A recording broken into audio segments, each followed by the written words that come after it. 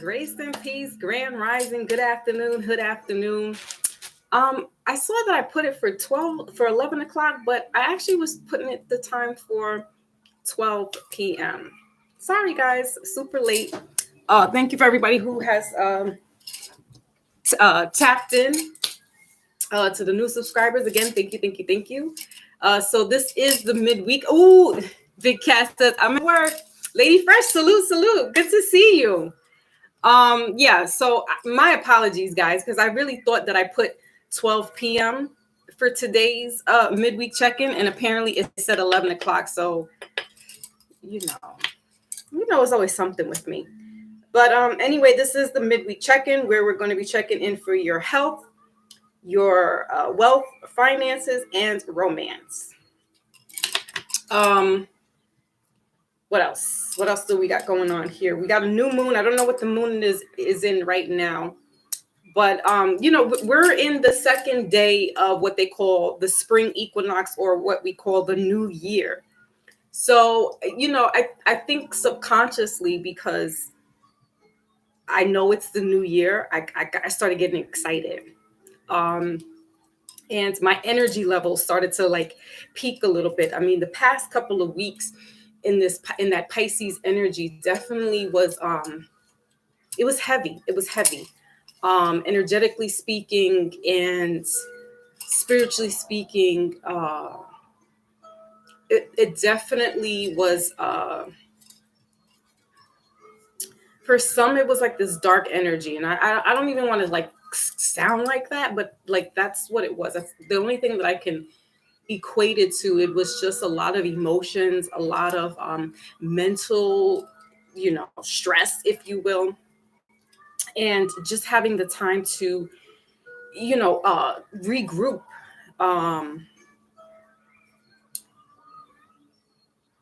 Those who were or are empathetic, empaths, sensitives, clairvoyants, I would say that you might have felt more heavier, right? Spiritually speaking, energetically speaking, around that time. And also we had what the scientists are calling it. They have names for it. It's called like the X rays and M rays. During this past month, I want to say there was like solar flares happening. And so again, if you are sensitive, if you're empathic, you're just you know, your body, for some people, their body, their DNA is tapped in with this earth's energy, with the sun's energy. So for some people, they could really be feeling. Hollow's in the building. Salute, salute, good bro. Peace, peace, peace.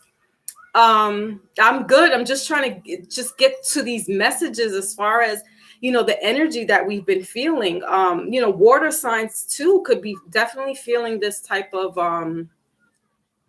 that Pisces energy, man. Like, you know, I love me some Pisces, but their energy is very consuming. Out of all the water signs, Pisces energy is the one where it drowns you.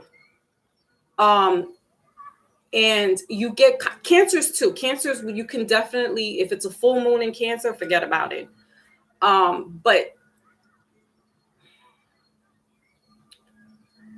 I'm trying to digress this energy because we're in the spring equinox right now, and it's Aries season, and you know, things are about to come alive, and you know, life is going to be born again. There's this rebirth happening, right? But I wanted to just recap what Pisces season has done to us. You know, and some people are not affected by this at all, so they'll probably be like, I don't know what the hell you're talking about. But those who really feel that energy, who feel the sun's energy, Cancer moon, oh man, too much water for you, for real. I'm Cancer sun sign, but thank goodness my chart is very balanced. It's what they call the Grand Cross. So I'm definitely split down the middle, every which way you go. I got more fire energy in me than I do any other of the elements. too much of any one thing is not good, right? We know this. So if you got too much water sign in your chart, you're definitely going to be like, overwhelmed with emotions.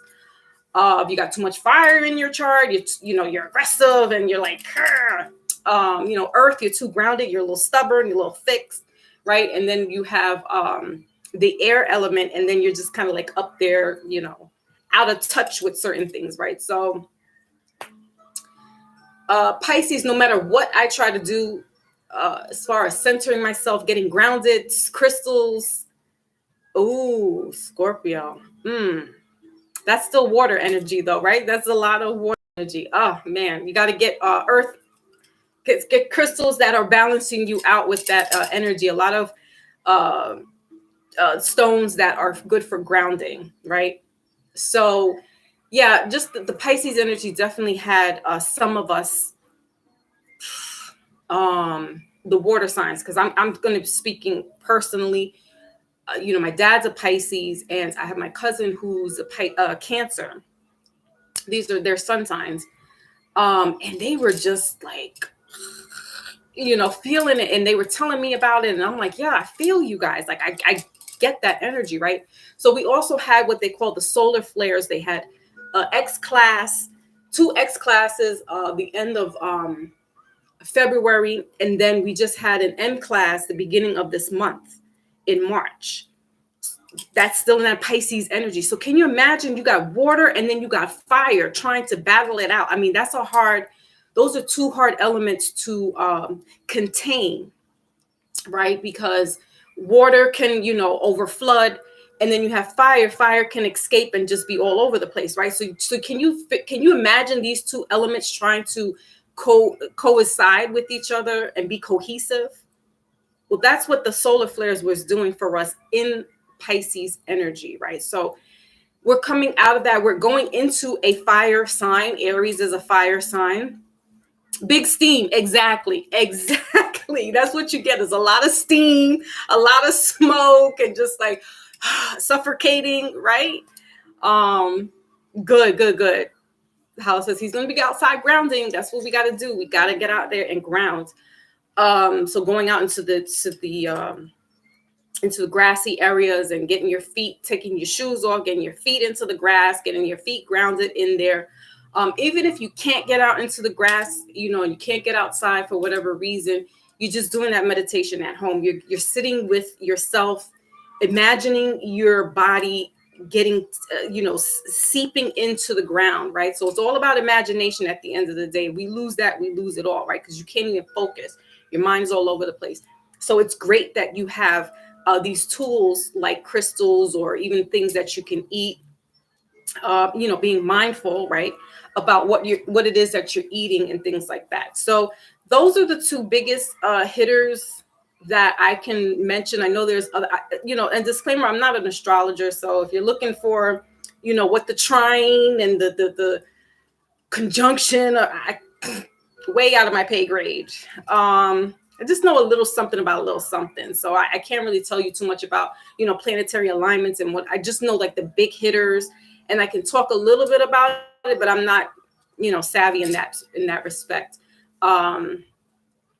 I just kind of feel it more energetically. Like if somebody tells me, oh, this planet, like Neptune, like I just heard that Neptune was in Pisces since 2012. And I'm like, oh my goodness. If you can recall what happened with you back in 2012, a lot of shifts happened, right?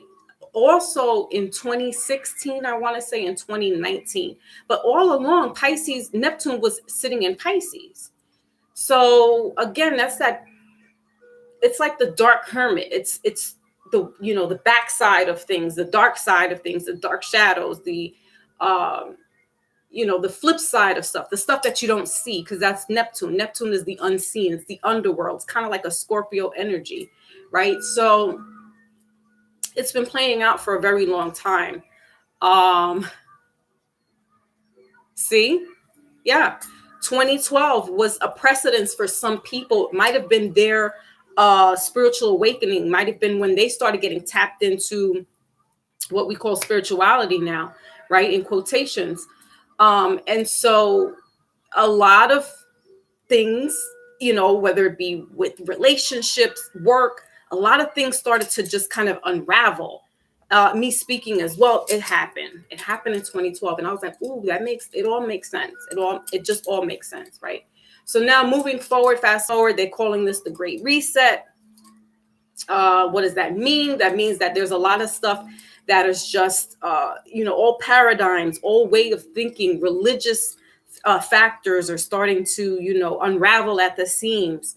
Um, then it's crazy because when I was watching one of my videos earlier, it automatically, how it goes into autoplay and it takes you to the next video that's available, whatever. Well, the next video was a video that I did. It was a midweek check-in, and it was July 6th, 2022.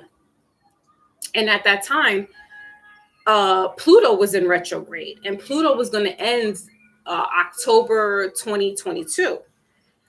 Now, we fast forward, and Pluto and Saturn, they were also in retrograde. And so that has to do with a lot of karma, expansion. Saturn right now is it in don't quote me on this. I believe Saturn is also in Pisces. There's a lot of planets that are going into Pisces at the moment. So, my notice is here. Yay! Salute. There's a lot of big planets that are aligning as well. We had Venus and Jupiter about 2 weeks ago, 3 weeks ago, that you could see it at night, like they were joined, so it looked like one big star. So I mean, there's a lot of stuff happening, as above, so below, right? There's a lot of things that are taking place. And there was this movie my mom just told me about to go check out, my master teacher, on Netflix, called Don't Look Up. And I was kind of on the fence about watching it. I still am, but I'm going to watch it anyway because she made a suggestion. But that's the whole thing. Everything is playing out in the skies. Everything is celestial, right? It's the heavens that are starting to really show us what's going on. You're hearing more about aliens and all that, yada, yada, yada, right? I don't even want to get into all that. But there's a lot of talk about this now. Well, it has been, but that's what part of the Great Reset is all about. Is it? Yeah, right. Saturn and Neptune are in Pisces. Thank you, Hollow. So this is what I'm saying. Like Pisces. Ooh, I think Pisces is doing this on purpose to me. So there's like this personal vendetta with me and Pisces. So I get it. All right. I love them anyway. I love them. This is no beef, Pisces. There's no beef with us. Like, really, there's no beef. I love y'all, but I can't take y'all at the same time. My dad calls me. He's like, why haven't you called? If those who have been here long enough, I've been like helping my dad with some health issues. And he's like, if 2 days go by, he calls me up. Why haven't you checked in with me? So I had to tell him, like, I really had to like bite the bullet. I'm trying to be sensitive to him. He's a Pisces, so he gets a little. And I said, Dad, honestly, I need a break from you. And he was like, oh, and he starts to laugh. I'm like, yeah, man, like you're drowning me, dude. You're drowning me, and he's Pisces, so it's like you gotta take a break. And now Pisces is just showing this little funky behind with Saturn and Neptune. Ugh, I really I can't. So today is the midweek check-in. And again, like I said, it's a general reading, guys. So, you take what resonates with you, as they say. But it's really just to tap in to see where the energy is, in regards to health, what we should be doing, what we should be looking out for. And disclaimer, I'm not a medical professional anymore. I don't have the title to give diagnosis and such. And I'm not a legal representative as well. So if there's anything that is being said that relates to any of that stuff, please, just take my word as far as spiritually speaking. But if there's something pertinent that's going on, you definitely need to get this checked out. You definitely need to seek medical advice and or legal representation, right? So with that being said and putting the disclaimer out there, yeah, so they're just general readings. And if it's making sense for you, then great, kudos, then that's your message. But if it's not, you don't need, you're just listening is what you're doing. You're ear hustling and you're not applying it any which way. Also know that we are masculine and feminine energy in us both. Yes. So that means that we can tap into the masculine energy, ladies and gentlemen. We can tap into the feminine energy. Some of us might have a little bit more of that. It doesn't mean that you're any less way. This is not about gender. This is about energy.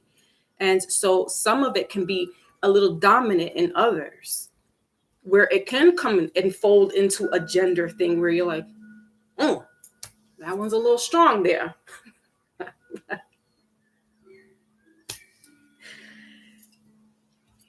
I'm feeling good. It's spring, man. We gotta laugh. Or we're gonna drown, or we're gonna cry in this sorrow, right? We got to laugh it out. So just know that that's what it is. If you see a card that's feminine, female on it, and you as a male resonate with it, then take that message. No one's sitting here like, you know what I'm saying? This is about messages here. This is about getting the message whichever way. We're not shooting the messenger. We're just getting the message. All right. What else?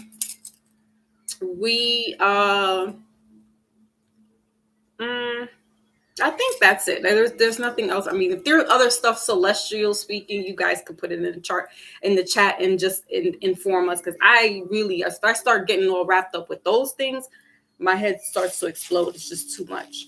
But what I do want to mention is, if anybody's interested in personal readings, you can tap into the link section or the about section and book a personal reading with me. You can book for romance or book a 5-card general spread. And how I do my readings is basically just a freestyle. I get whatever in tuned, divinely guided to bring the message to you. If you do have a concern and you want to talk about that, we can. But that's pretty much how I just flow with my readings. It's really just a freestyle, just getting download and giving the message however it needs to be brought out. Sometimes it doesn't make sense right away, because things can happen in the near future, and then it starts to make sense closer along those lines. So if you need to book another reading after to kind of just get the whole gist of things, and do so. But the calendar is open, so you can go ahead and book a personal reading there. And let's go ahead and get into the reading now.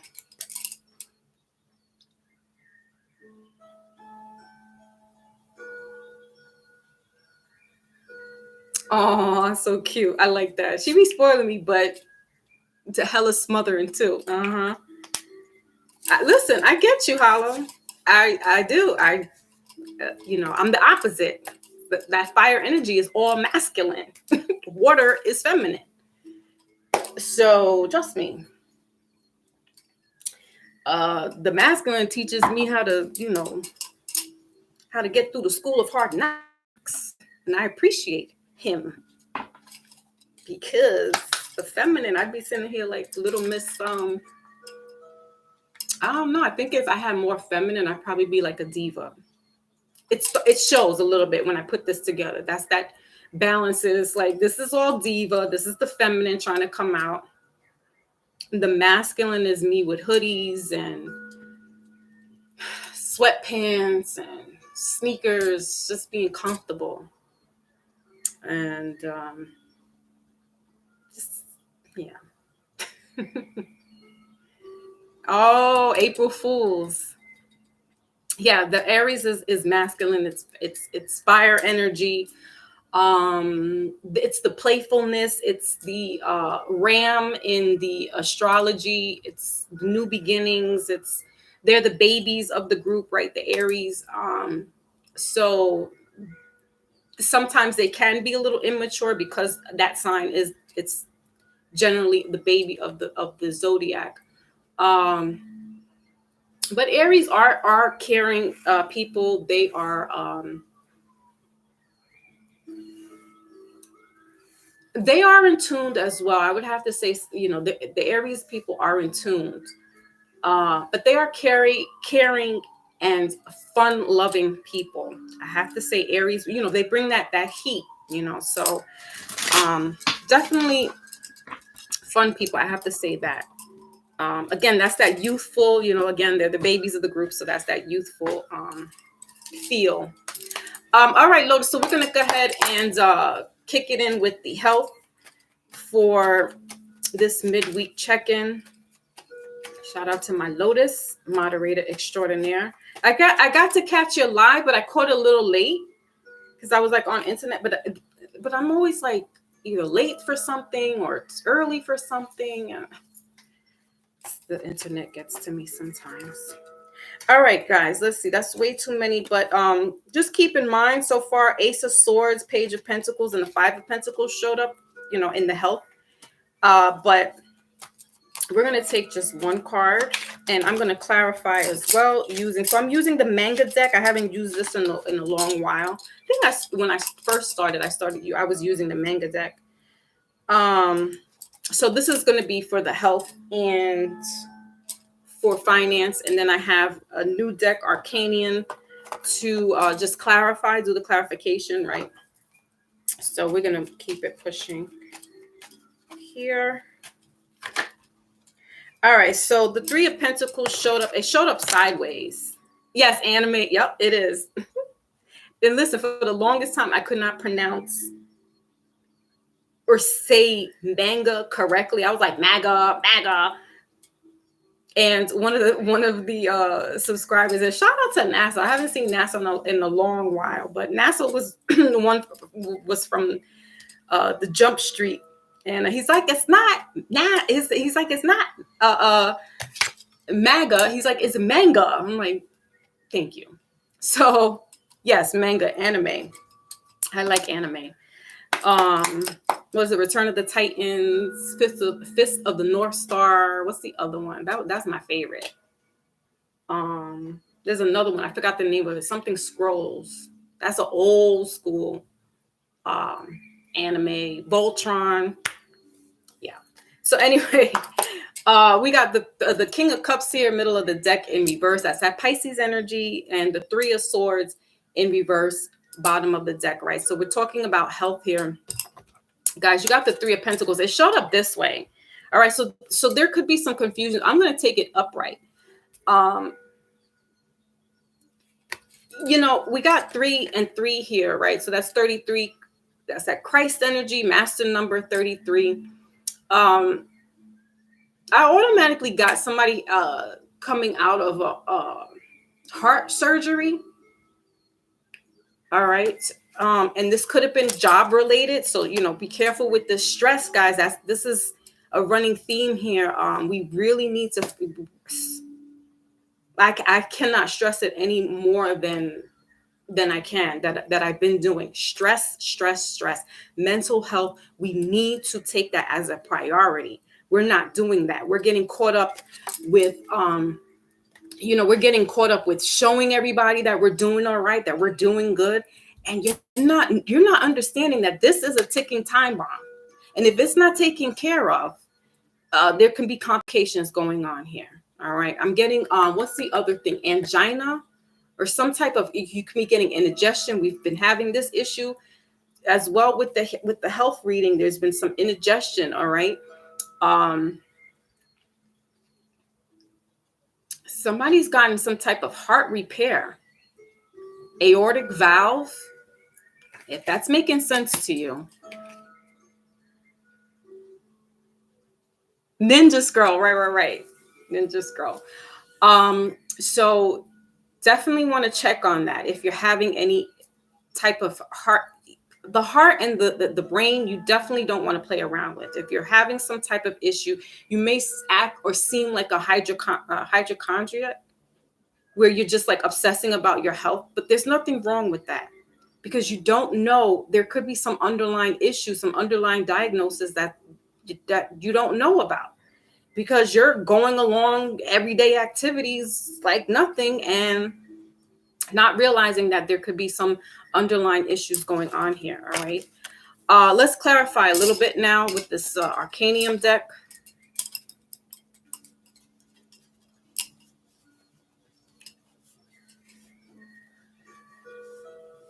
Yeah, I'm really getting that somebody had either heart surgery, bypass, repair, some type of repair. So there's this recovery that's happening right now. All right, so that's a good thing.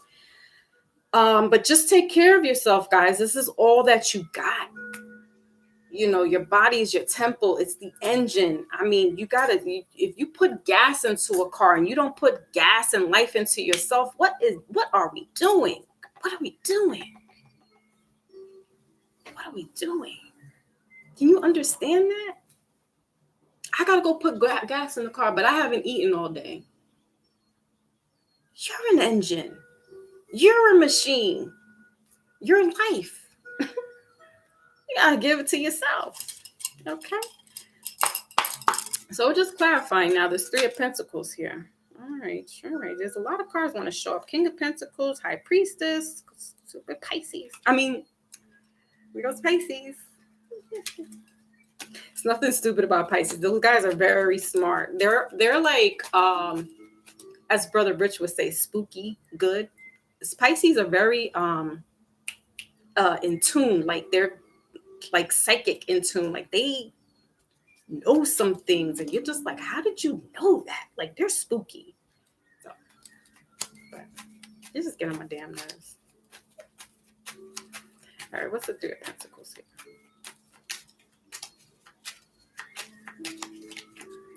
All right, so we got the 3 of Wands. I got to get my angel book out because those are angel numbers kicking up right now. We got 333. 10 of Wands here, middle of the deck. And bottom of the deck is the 5 of Swords. So,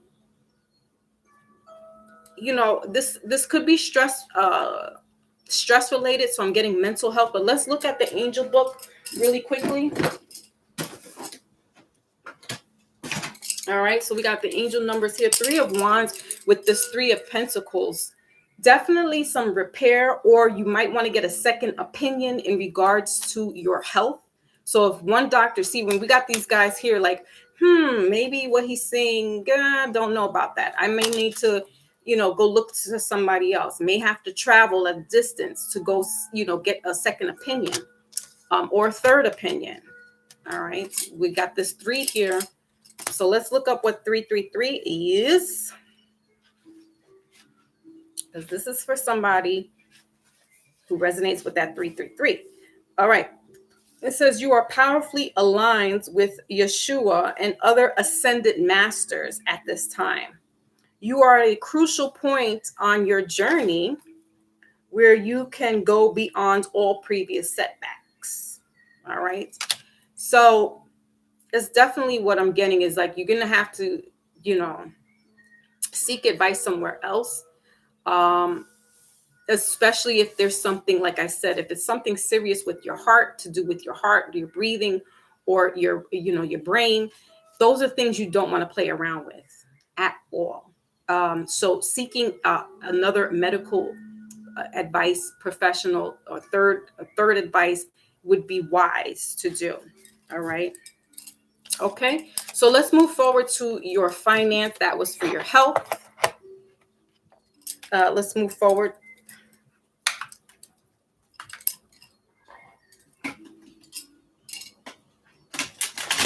Just shuffling really quickly and getting the energy there for the finances.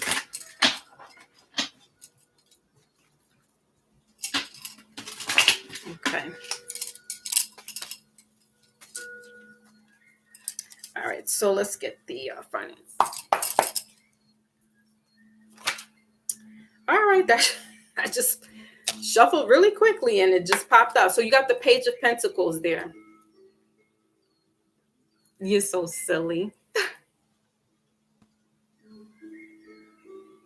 Ooh, really? You know what? Hollow, I do not know how to interpret the playing cards. So one day I will do a panel up here and you could probably pop on and just explain to us how that runs. Because I don't know. I've seen people use playing deck cards, and that's very interesting. Very interesting. check out Aquarius Maximus on Instagram. She's along the lines with blue pill and red pill and stuff. But she's a cardologist and she uses playing cards. I think for me, because it's numbers and I'm a flunky when it comes to math. I've always failed math. So numbers, like seeing that just overwhelms me. All right, guys. So middle of the deck is the Wheel of Fortune. Beautiful. I love it. I love it. And then you got the Nine of Wands here, bottom of the deck. So what I'm getting is this is this Aries new beginning, right? With the page here and the Pentacle in reverse, Page of Pentacles. But what I'm getting is, guys, for some of us, we really have to tap into the savings account, meaning not tap into it to deduct and withdraw, but to keep that savings there. We're in the beginning. We're not in the beginning of the fiscal year, but we're in the new year in regards to life and, traveling and things like that start to take place even more so now, right? So we need to be mindful, because even the little bit of money that we have, we need to save it for a rainy day. With this Nine of Wands here, it's definitely keeping your assets back for a little bit, not spending. Now, if this has to do with this health issue, you got the wands underneath this again. All right. I'm excited. That's why I started getting quiet for a little bit, because I'm like, ooh, I saw the Wheel of Fortune. That's luck be a lady tonight. So you guys, there's definitely a cycle for those who might have had last year not having it, right? And this year, your cycle coming into your Wheel of Fortune. But just because you're getting it doesn't mean I gotta go spend it now. Some of us could be getting that tax return and things like that. So just holding on to it and protecting the little bit, it's like the little seed that you need to let grow. All right. So for some of us, you might be starting to plant now.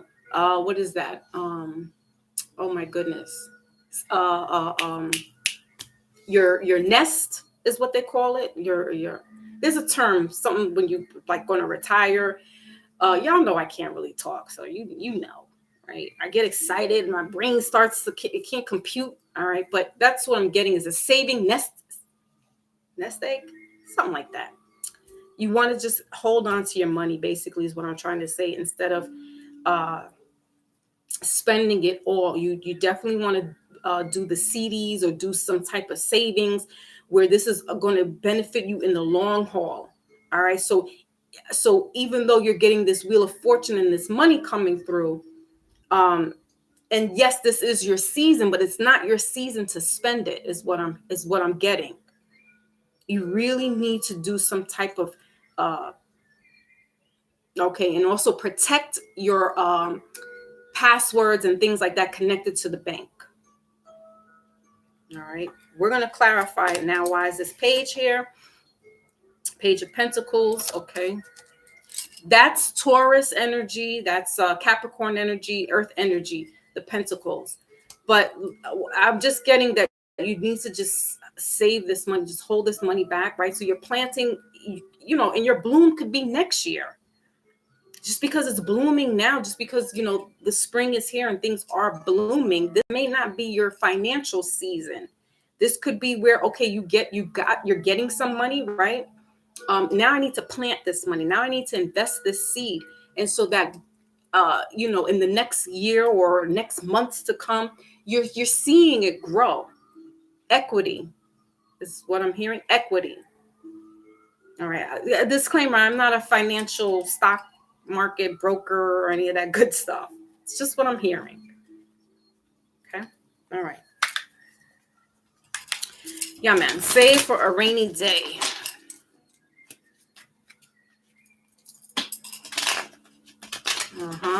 So you can capitalize. Yes, that's what I'm hearing. Save for a rainy day so you can capitalize. Some of us have been through some hardships with money. However, if you do get something, you get a little lump sum, try to put some money aside and let it grow. Let it grow. Some of us like to have we want liquidated. We want it now. We want it now so we can spend it now. And we're not saving. We're not protecting our interests, our assets. But definitely, you may want to, in spring cleaning, you may want to change some passwords around. They could be old. And so you just want to put the intention of, new beginnings on my finances. So that if that means I have to change my password, because listen, I had to do that. And I used something that was more, I put more intention into changing the passcodes and things like that, as opposed to just like some things I need to know, like I had to do it like very basic, because I'm getting old, and so my memory's not as it used to be. Well, my memory was never as it used to be. I can't blame it on age, but I had to be intentful and mindful of the certain changes and the vibrations of how this is going to work for my money. How is this going to obtain my money, save my money, and so forth and so on. So we need to be more intentional moving forward with, how we're going to get our money, how we're saving our money. It's not just this, quick, fast, in a hurry. Let me get this, and now I can go splurge. Investing in silver and in gold, right? I'm hearing gold bullions, so we need to be doing that. But definitely protecting the asset. I feel like if you got a little lump sum, you got to protect it like it's a newborn egg, there, newborn baby. So what is this Page of Pentacles?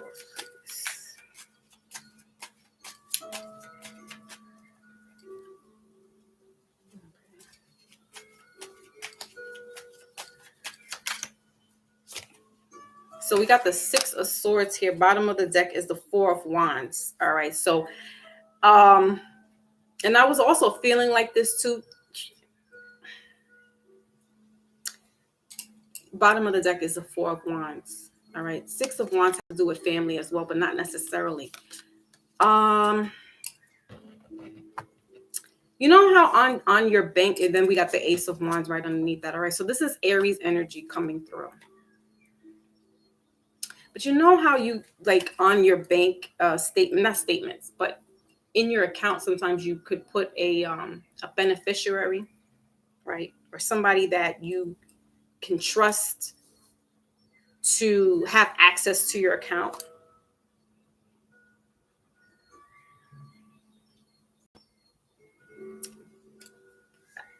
Be very, very mindful who it is. Okay. You obviously, we don't always just give an access to any old family member.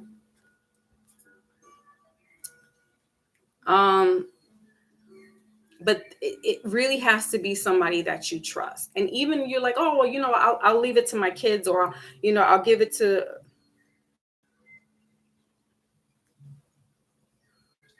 You got to discern which kid you're giving it to.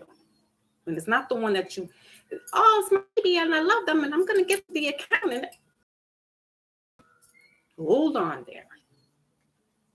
Be discerning with which child you're putting on as the beneficiary. Okay. Just because they're your baby and you give birth to them, don't necessarily mean that they're going to do right by your account.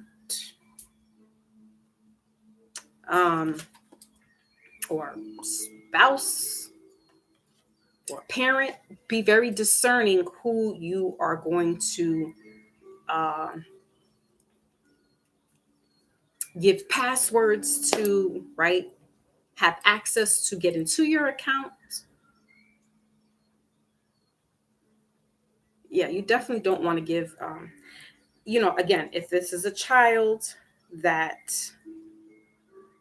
if it's only one child that you have, and I'm talking about a child that's 18 and older, right? Because clearly a 12-year-old cannot be they can, but they don't have access to your account. I'm talking about a child who's 18 and older, and you're like, oh, well, that you might want to, you might want to rethink the child.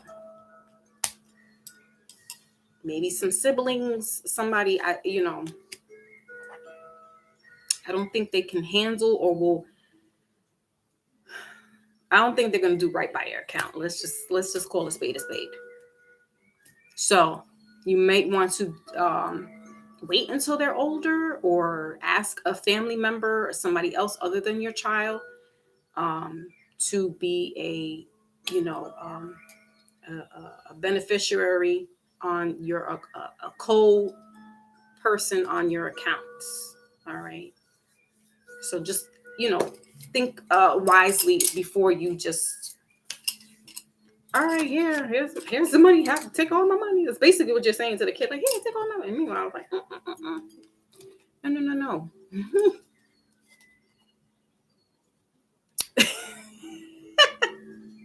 You're so silly. Hollow says, I pinch a penny till Lincoln bleeds. Right? Yesterday, I was in the 99-cent store, and was it yesterday? Wait, today's Wednesday. Might have been Monday. And I needed change for a big bill. And so the guy behind the counter, or one of the workers, was like, we got pennies. And I'm like, you know what? 100, however many pennies. I just told you I'm not good with math. However many pennies, it would be 100 pennies, right? It's 100 pennies. 100 pennies is $1, right? Anywho, yes, pennies are currency. I will take that. But yeah, we definitely need to do that investment. As a matter of fact, I have a company that I go with, and they work with selling gold, silver coins and gold coins. And Hollow on Instagram, Brother Truth. He has a website called I am self law. Hold on, because that's where I go get it. I need to find out about gold coins and things of that nature, because this is when we start talking about the nation building, right?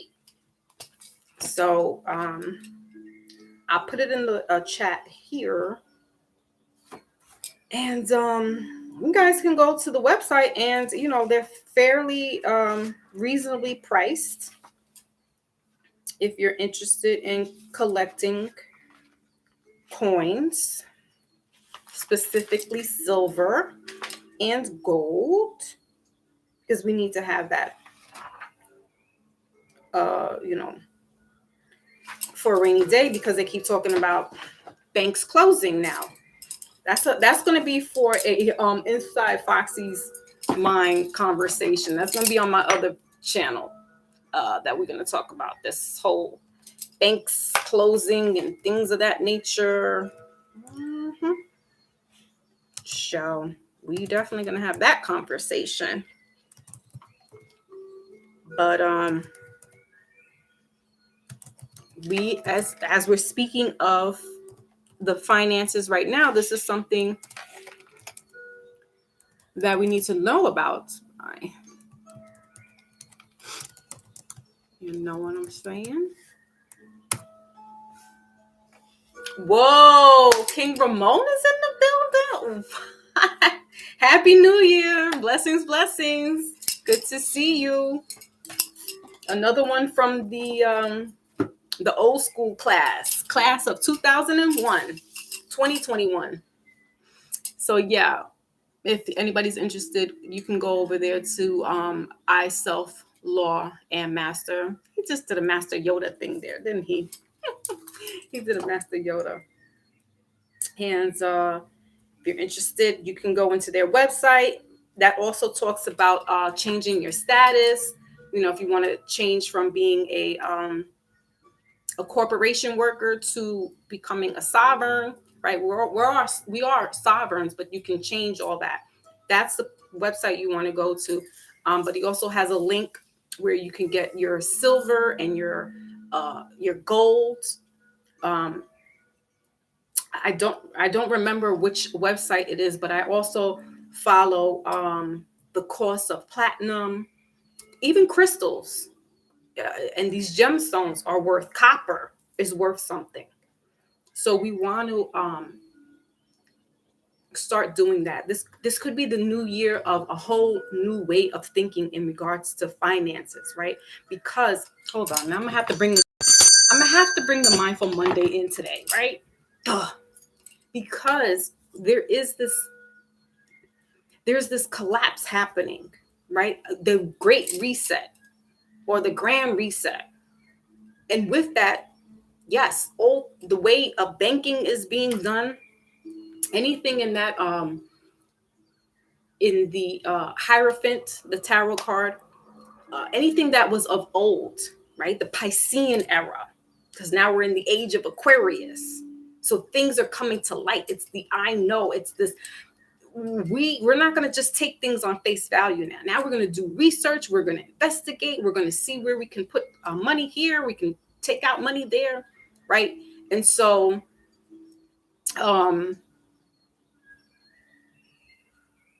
no, if your copper, okay, because Hollow said there's hardly barely any copper and pennies anymore, right? It has to be 1982 and before. That's where the pennies are real copper. So if you find a penny that's like 1983 or I think it's 82 and before that, that's real copper. So yeah, for sure. We really need to be smarter about our investments now, because it's showing us, media is showing us in our face, the news is showing us in our face that these big corporations, these banks are plummeting, right? And I think there's like 100 and something banks now that are going through this type of challenge. And so that's just giving us more of a heads up, like, all right, so now we're not going to repeat 2008. We're going to now be smarter because we had that experience. Some of us get amnesia and we forget, oh, some of us weren't born yet. Some of us don't remember because we were too young. But yeah, we had this problem in 2008. Bank crashes, loans, right? We got the PPP, EEPs, and elemental Ps and all that stuff that are coming back to bite some people in the butt because they didn't know what to do. They just thought they were getting all this money. Now government is like, no. Right? So the investment we do has to be wiser. And if you're not completely savvy with doing things by yourself, then for sure get, a professional advice to find out where you can put some investments. We saw cryptocurrency and Bitcoin and Doja and all that good stuff start to plummet. And, there's a turn, there's the wheel of fortune, right? There's a turn, a shift happening rather in the financial. There's a shift happening completely with the infrastructure of the way everything is starting to just start to crumble and fall apart. The way the teaching, I want to say that when we had the pandemic, that everything had to stop and shut down, even from the teaching, the way we're teaching and learning now. It's not the same way anymore. Yeah, we got the kids back in school, but things are different. There's a shift in the air. And for some of us, we need to capitalize. For most of us, we need to capitalize on that type of energy, ride this wave, be smarter, be mindful about how we're going to capitalize off of this. And so that it doesn't come back to bite us in the butt. Like, we can't really be scheming out here in that sense where, not scheming, excuse me. We can't be scamming. We can scheme for sure. Got to scheme. Like, how do we scheme on this investment? But scamming, we should, no. Because that's what the PPP stuff, that's what people were doing. They were doing the scams with that. And now, it's, like I said, it's coming back to bite them in the butt. So we have to be smarter and do a lot of more due diligence, a lot of more research, not just take one person's word for it, but you take what they're saying, all right, and then go do your research and see how this, if it makes sense for you, if this is right for you. Because this is a time where the as they say, the picking is ripe. But it's a new year, so you have to start off small. The investments, if it's small, let it be, and then let it grow, and then let it multiply in that way, right? Now I'm getting the kingdom of heaven. All right, so we're getting all biblical and stuff. I'm not going there with y'all, but you understand what I'm trying to say, right? Let's move on to romance. 1983, cool. Yes, definitely. Pre-82 is 95. See, Hollow, see, yep.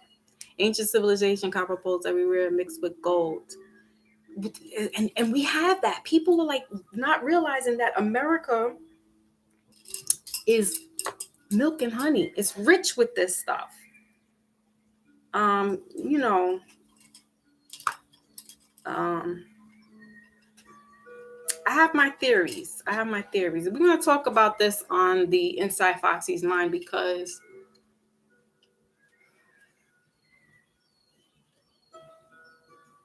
if we're milk and honey, I'm talking about all of the Americas. That's South, Central, North America. And China,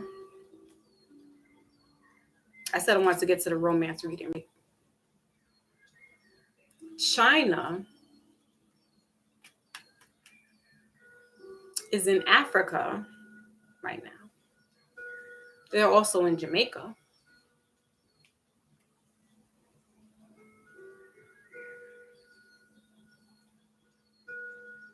I'm almost inclined, and this is the selfish part of me because I live in America. I'll be like, stay over there. Why? Because we need to keep our own resources for ourselves. So when Donald Trump said, yeah, I'm going to bring Donald Trump back into it. When Donald Trump said, let's take all our businesses out of foreign countries and bring them back to America.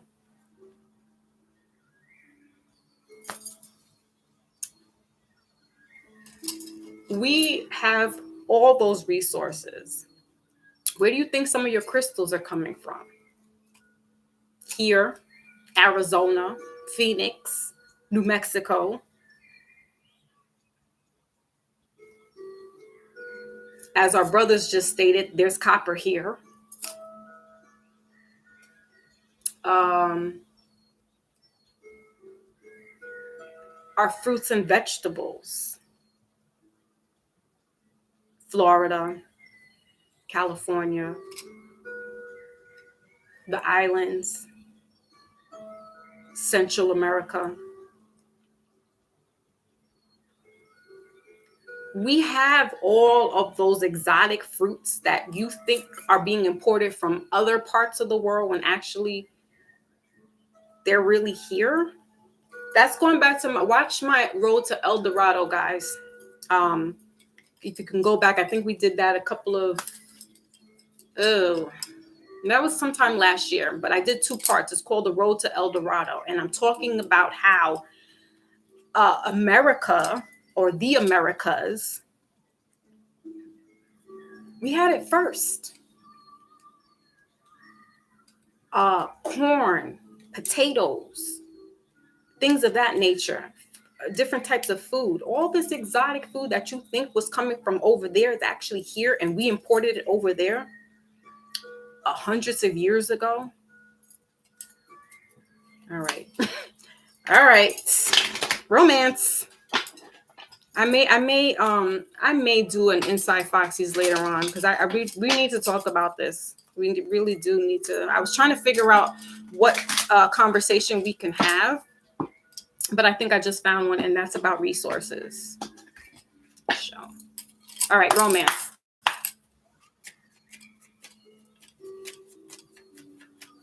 Exactly.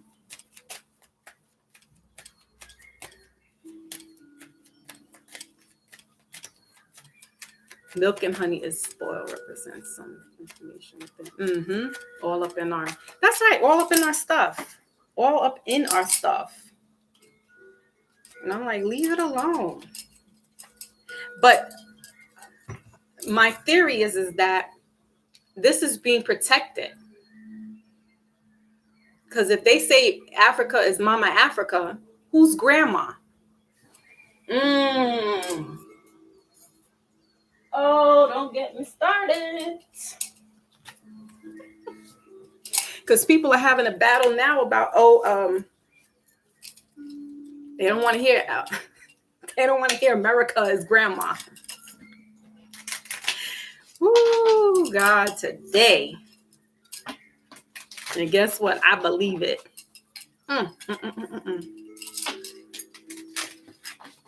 We've been lied to for too long.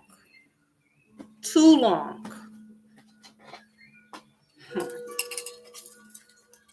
All right. So let's get the romance, please. That's that Aries. I'm getting fired up. We might have to have a Road to El Dorado Part 3. Title it Resources. Okay, guys. So you got deception in reverse in regards to romance here. Bottom of the deck, 2 cards simultaneously next to each other is free yourself and chemistry. Okay. So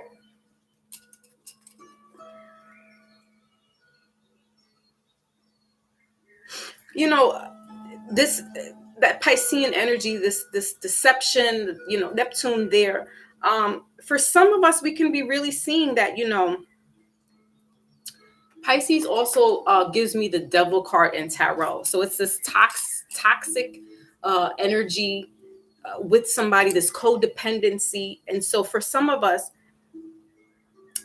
freeing ourselves is better than being in this type of codependent, toxic relationship where it's great in the beginning and or things. It's like this, somebody loves to dwell off a drama, and it's like, no, I'm choosing me. I'm freeing myself from that. It's a new beginning. What is this? It's a unicorn, but the ram, Aries, right? It's a new year for that. And you're treating your romance the way you're treating your assets, right? Your financial assets. It's like, I'm going to be choosy and picky with who I'm letting around myself, my money. You get what I'm saying? And so you're seeing the person. If you're with somebody, you're seeing them for who they are. If you're not with anybody, you have now been able to discern, and moving forward, I know who and what I want, and I'm not dealing with that type of toxic energy, the codependency, the drama filled, right? The sexual lusting, all that is coming out, and it's moving forward to, I'm freeing myself. I'm taking the time to healing myself. I'm protecting my energy.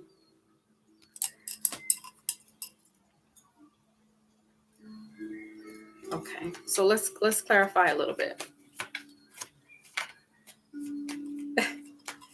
Right, King Ramon. So we got love call here. Middle of the deck is coffee cup, and bottom of the deck is camera. So someone's expressing their love, a message of love, thinking of you and letting you know. I'm getting that this is like a love bombing type of thing. If you have turned your back or you have let go of the person that you were dealing with, if you were dealing with somebody that was like this type of energy,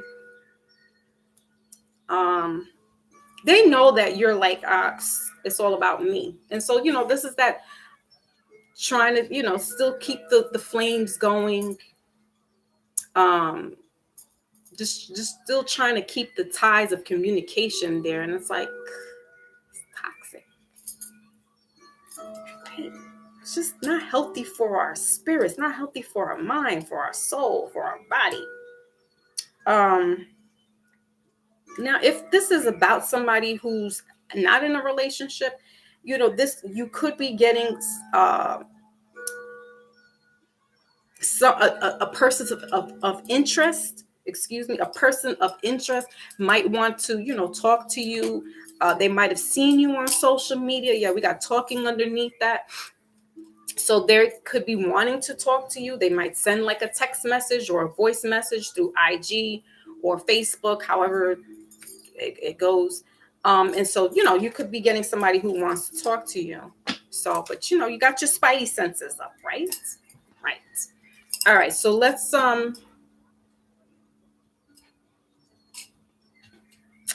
end that out with a oracle. We're going to end out this romance reading with the oracle here.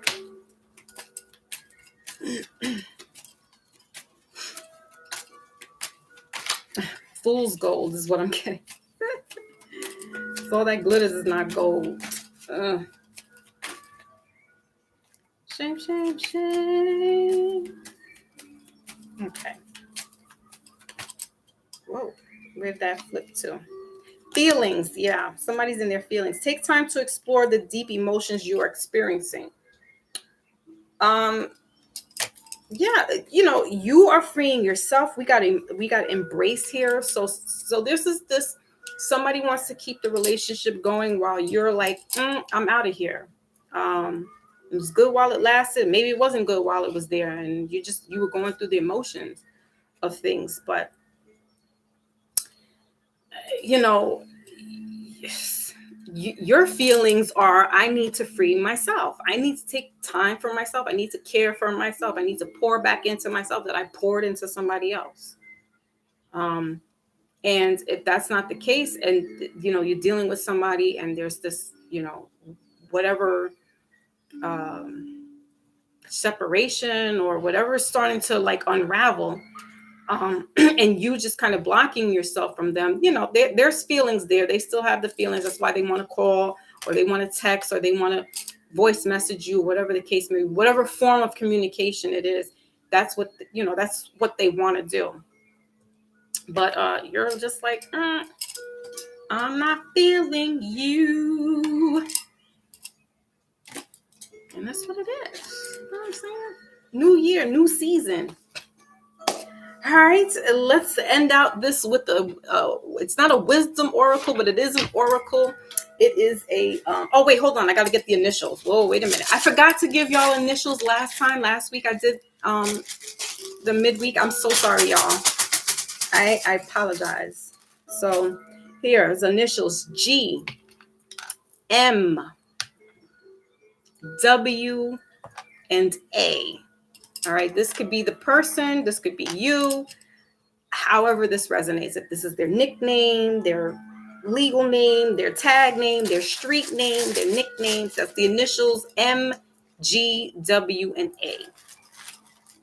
All right, for the romance. All right. Okay, I hear you. What Lotus says, I'm hearing feelings. Ooh, feelings. Right, Lotus? Nothing but feelings. We're over here singing. We happy. All right, so we got third eye in reverse. Middle of the deck, third eye. And then bottom of the deck is love abounds. Number 1, right? We're in Aries. New year. All right, so I'm using the Psychic Tarot from Heart Oracle deck. It's not the wisdom deck, but I'm going to be using it as a wisdom oracle here. So your card, collective, is Seek the Truth, number 7. This card is really beautiful because look how she's tapping into the veil. Look at that. All right. It came out in reverse. So for some of us, we need to just as I had mentioned before from the beginning of this live, is, you know, not taking everything on face value anymore. It's really not even the beginning of the live, just a couple of seconds ago, really tapping in to the knowing, seeking our truths and seeking some truths to make sense of what is all going on here. We're in the year 2023. Excuse me. Let me just grab a quick sip of water.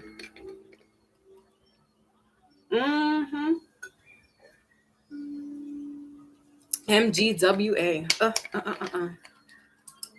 I'm done with that reading.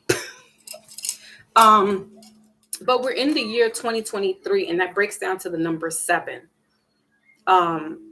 And 7 has to do with highly spiritual energy. All right. So for some, the veil has been opened for us and we see things. We're seeing what it is now.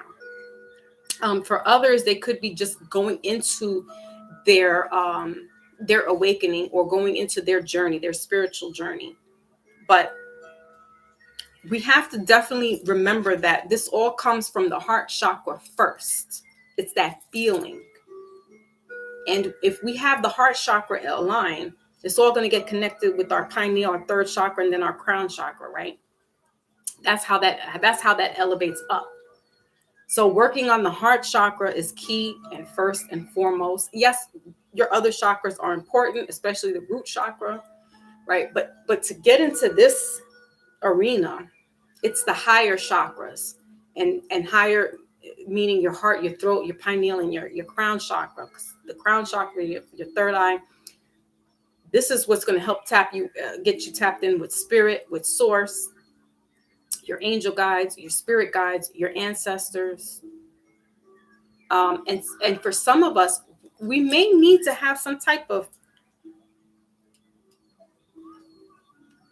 what they call transgression hypnosis. I don't do that. I don't. But you may have to find some meditative websites or so. I wouldn't advise to do that by yourself, but if you feel confident enough that you can do like past life, transgression or something like that. I may be saying it wrong, but there are people that do that hypnosis, and you can go back and see who you were, or what y'all can do that research, seek the truth. But to find who you are and your true north node, and to know the answers, is to tap in with yourself. Yeah, you may find some stuff outside of you that resonates, and our family, our DNA, that connects us. But spiritually, you want to know who your spirit family are. Who did you belong to, or who do you belong to, right? So the only way you could do that is through this type of meditation, and or doing some type of hypnosis where it puts you under, and you can then do this with a professional, and you can then start to understand who you are, what your meaning here in life is to be, what your purpose is. Underneath this love abounds bottom of the deck, we have the move, and it's the Chariot card here, number 7, again with that spiritual number. And so here's that heart chakra. So definitely, excuse me, now my throat chakra is acting up. So definitely needs to want to have all that cleared up. But just seeking advice, seeking help will help you with getting to the truth of certain things. Maybe talking to family members, and understanding why you are the way that you are. Maybe you're intuitive. Maybe you were born with a veil over your eyes. Maybe, there's a lot of supernatural or spiritual things that are happening to you that you can't explain or you cannot understand. And you may need, an elder or some type of,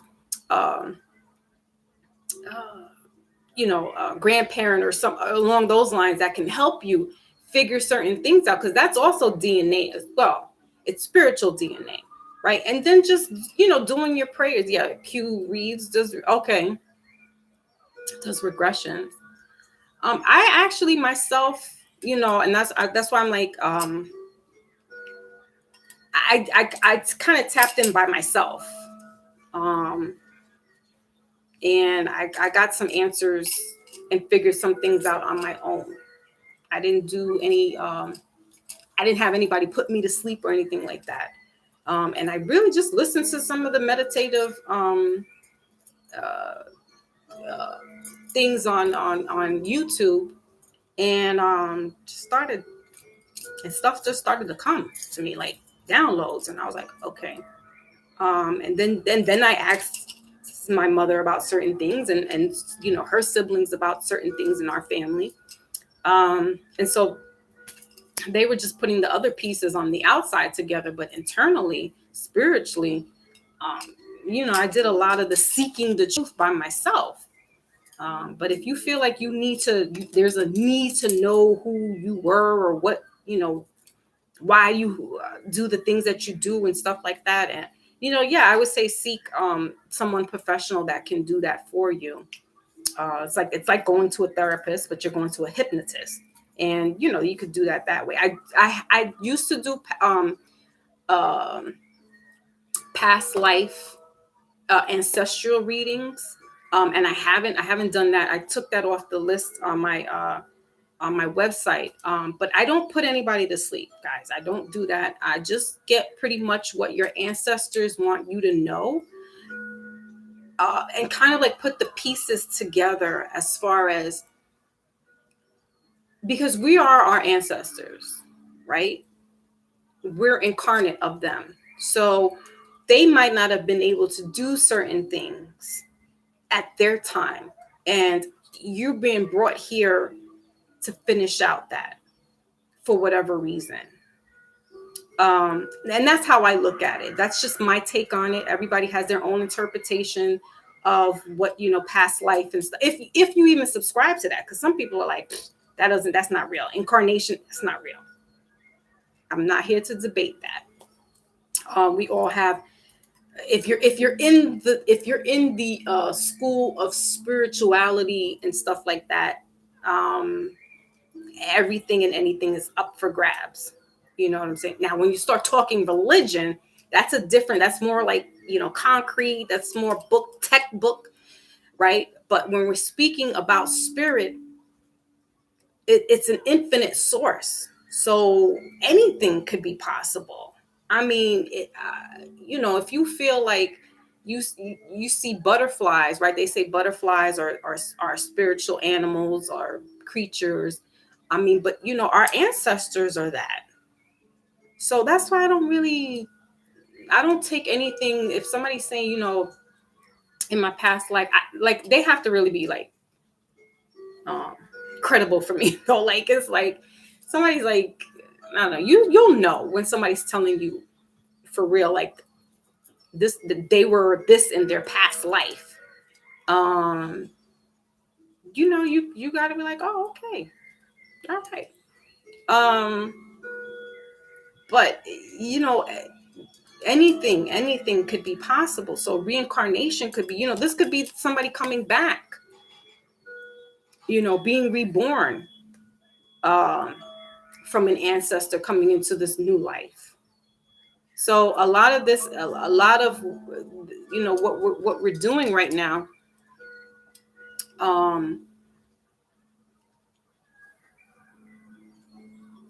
it's been done, but now now the information is available to us, so we can definitely seek the truth faster than we could have centuries ago, right?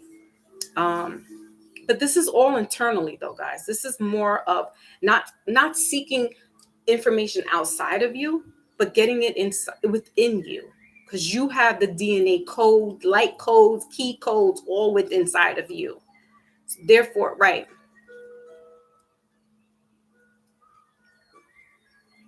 Exactly. At least your family existed before you now, right? It's all reincarnation and incarnation, right? It's a cycle. Now, you ever I'm sure some of us have heard the expression, when a baby comes out and they form this little personality, they're like, oh, that baby's an old soul. Or you hear the child talking and their vocabulary is just like that of an elder person. And you're like, oh, that child's an old soul. Why would we say something like that? Because there's some legitimacy to that. That could very well be somebody's grandparent coming back. And not everybody comes back, is my understanding. Not everybody comes back. If they've done what they were supposed to do on this plane, they don't come back. Not as a person. They may come back as, an animal, bird, and in that respect, like the spirit is within them. I'm not saying it. I'm trying to choose what I need to say because I want nobody coming after me. Would you say my grandmother's a bird? Well, listen, my grandmother comes back. She comes back as a bird. She came, one of them. She comes to me as a bird. So, but we can't be closed-minded to what's out there, like, because there's just so much that can be documented and there's so much that cannot be documented, and the things that cannot be documented, that's when we got to go on intuition and be like, this, you feel it in you that could be right. And some of it you just like, I don't know. We don't know at the end of the day. Like, we really don't know. If somebody, even if the person is got degrees behind their name and doctorates behind their name, and I mean, they could have years of studying, but they still would be stumped on something, and therefore they got to call their colleague in to help them decipher certain things, right? And so this is just true. I mean, I don't care about the triggering. I'm just like, but it's true. Yeah, people get triggered. But because I'm not so scholarly, so that's why I try to choose what I'm saying, because it's like I don't want to sound ignorant either. But I don't know it all, and everything that I'm learning that I talk to you all about is because it's been a DIY. It's been a do it yourself. And it's sprinkled with a little bit of outside, interference with learning stuff on the outside. But a lot of stuff I learned it all not by myself, but I learned it by myself. And so you don't know if it's necessarily the right thing just because you're learning it. But if it's making sense for people, then I must be onto something. I don't completely have it all, and I don't ever want to walk around like I do know it all. Because I am still in the learning process as well. I learn from others. I watch others. And that's truly how you grow. That's how you truly become the master student, is by learning and observing by others. It's not by saying, oh, I know it all and that's it. I don't need to learn anything else. No, that's not how you grow. You really need to take the time to listen with a clear mind, and then you can. That's true too. Thank you, Hollow.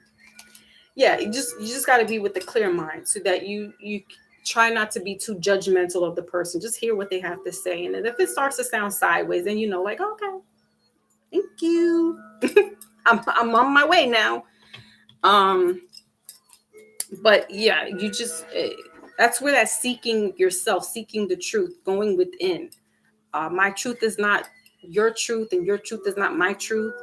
But we have some commonality in the middle, right? So we can meet up halfway, and then it starts to make sense. If your truth is so sideways that I'm just like, I don't know about that, like it really got me scratching my head, then chances are, I don't know, it might not be, might not be legit. But I try to give people the benefit of the doubt on face value. I try to, even though I said don't give the face value. I mean, there's certain things that you take as face value, but you have to do your research. And then there's other things where it's like, nah, that's just too It's just too wonky for me. Yeah, and everything isn't for everybody, and I do stress that sometimes. I'm like, this here, being here on this platform is not for everybody. Now it's becoming almost for everybody, but it really isn't for everybody. And even within this little community and stuff, you got to sift through who's like on some real legit authentic vibe, as opposed to somebody that's just wants to just talk about talk about stuff. I don't know. It's just using your discernment at the end of the day, guys. At the end of the day, right? It is like a rap song going on, like a what? It's like the industry in a sense. Oh my goodness. And I really decompress from it, and I just start watching other stuff that is just like, because I can't even get into the streams that I go into, because it's really like fantastical. It gets oversaturated sometimes. That and within seeking the truth, it can become oppressive, because you get to a point where you're like consumed with all this knowledge, right? You're learning from all different places, from families, from YouTube, from school, the streets, right? That it it can weigh you down, spiritually speaking, emotionally speaking, because you're like, you got all this information. It's like, what the hell do I do with this, right? So you yourself can become depressed, or overwhelmed with the information and overloaded with the information that you're getting. And it's like, okay, just take it piece by piece. And if you need to come back to that information tomorrow, then so be it. Because you got to, your mind is on go all the time, and you got to give it some time to process, digress it, release certain things, and obtain the things that are necessary, and otherwise just let everything else fall to the wayside, because you can get you can start to go mad. Like, I understand what the meaning of a mad genius is, or mad scientist. It's because these people have gone so far down this rabbit hole.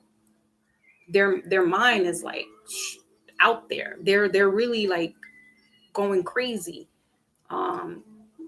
just trying to put all this stuff together. I totally understand that, like a Tesla or an Einstein kind of thing. Like, I can understand that type of madness, in search of seeking the truth, in search of research, just trying to get to the bottom of things. Like, yeah, I'm not gonna let that stress me out too much.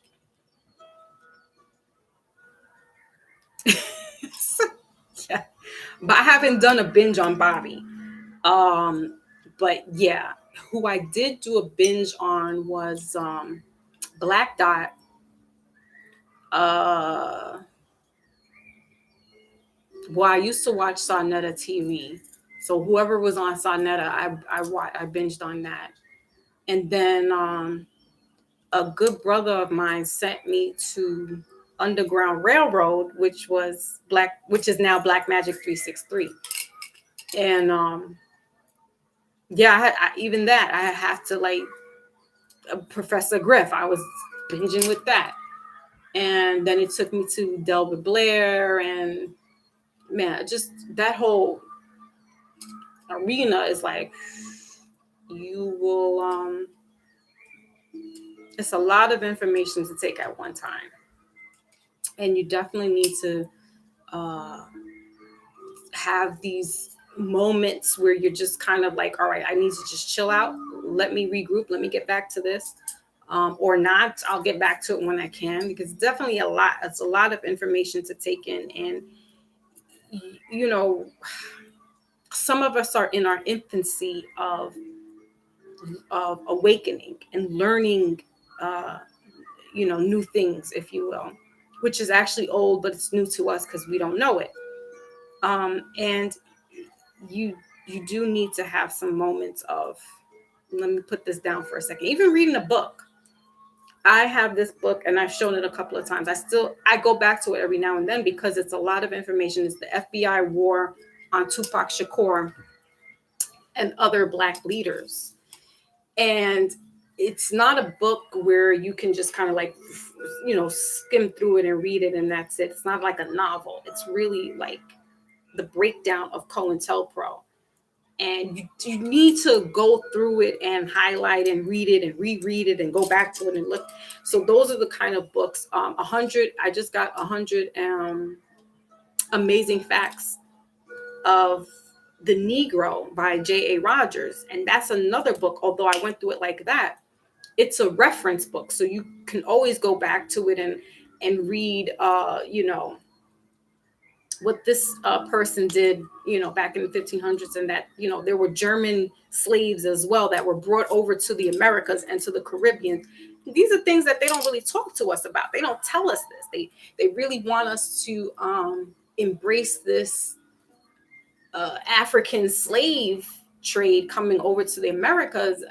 But lo and behold, there were actually white Europeans being brought over here that were slaves first.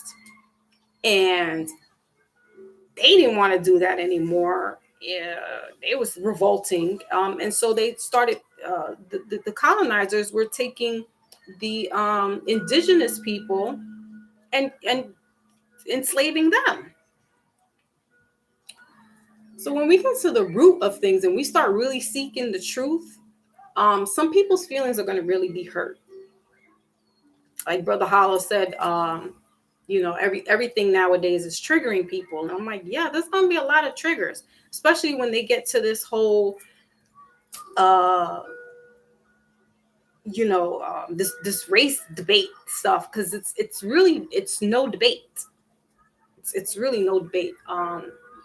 If they start to read these books like J.A. Rogers, Nature Knows No Color Bounds, and you really start to understand that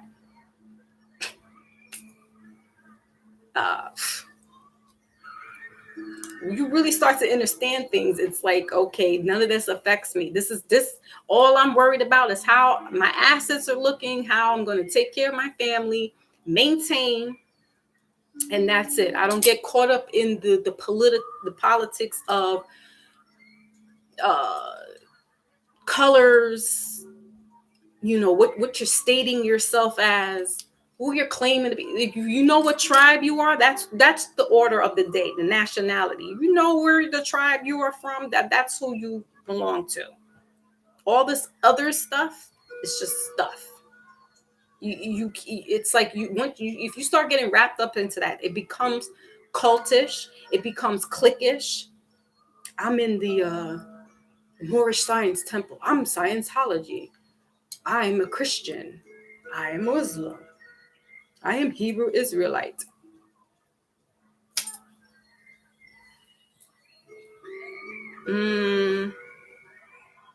How does that wrap up into the scheme of things of finances?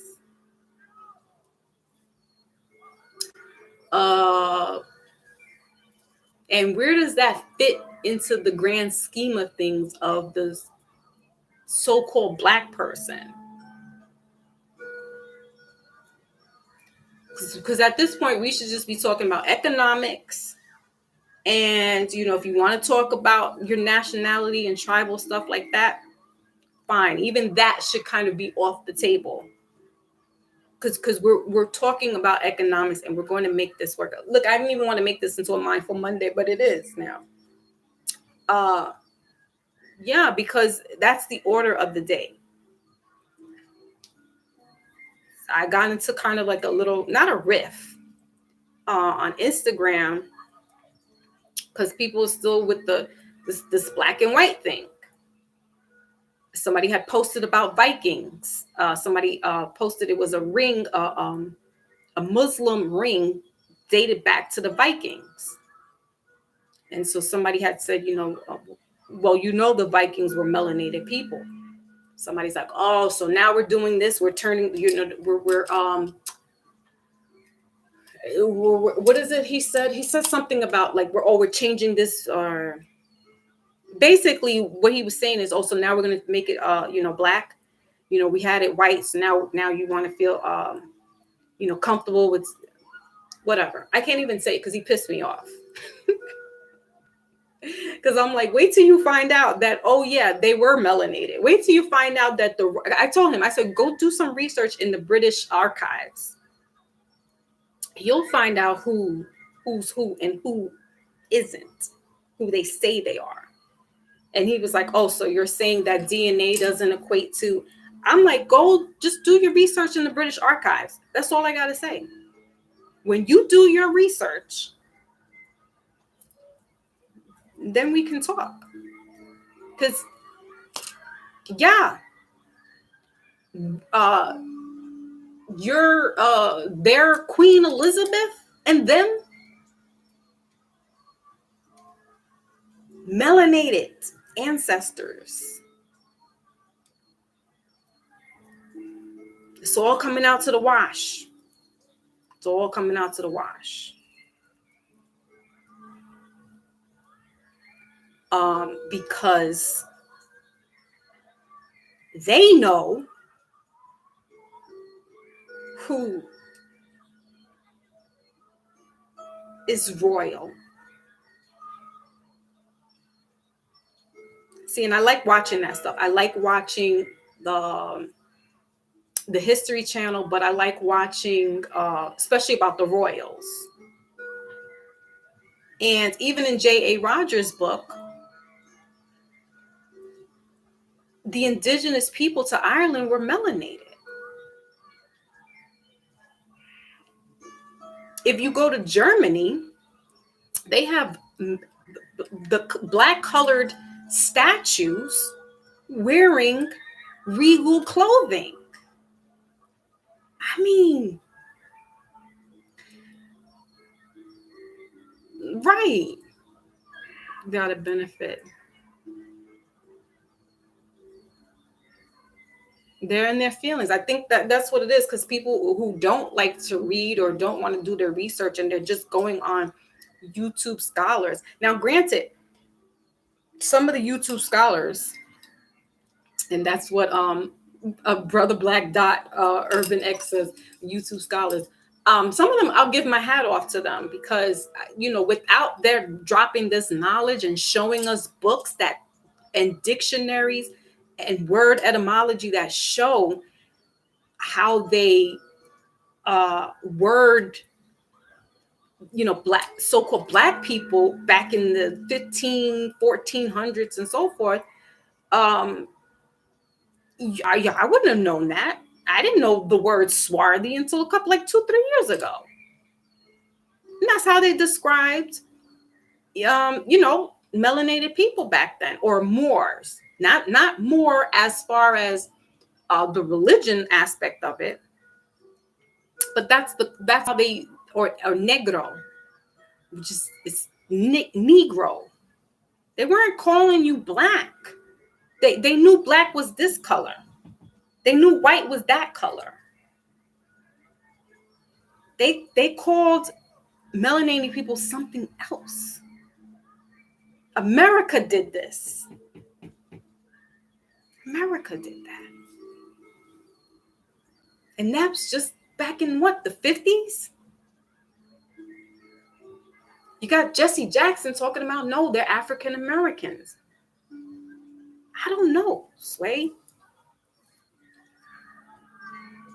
But Jesse Jackson looks like his height, he looks like he has native indigenous family down south.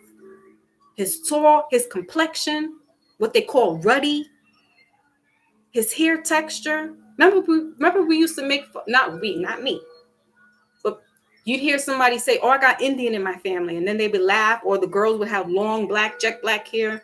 And I got Indian in my family. They weren't lying. They weren't lying. And that's not coming from over there. Because when you look at the hair textures, now I would say the only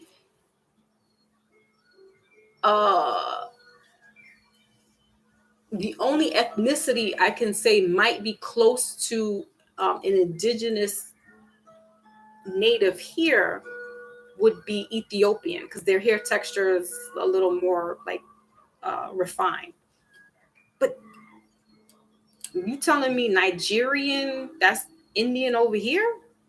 Like, this is how we got to make it make sense. And that's where's that card at? That's where the seek the truth, man. This is why we got to do some homework. Because what? Seek the truth. Like, people are still fighting this, and I get it. And, you know, maybe I don't get it. I don't really understand it. I've been having conversations all weekend about this to people, like,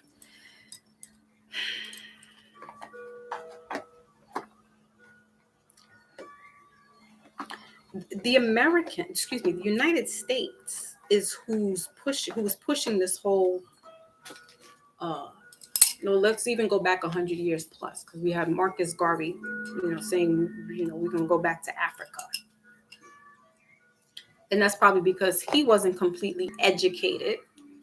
Or maybe he was, and we weren't, right? I'm not going to even dispute the Honorable Marcus Garvey. But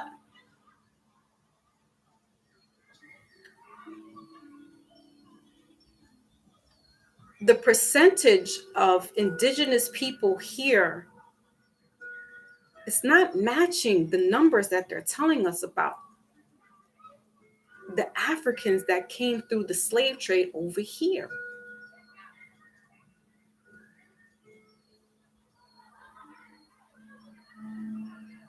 They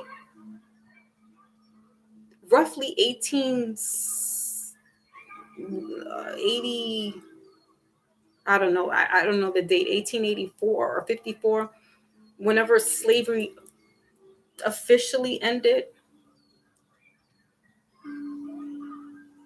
here to the United States.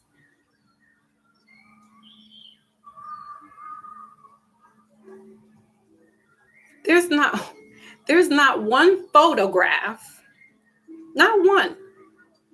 And if there is, I would like to be directed towards that photograph of slaves coming over on the ship.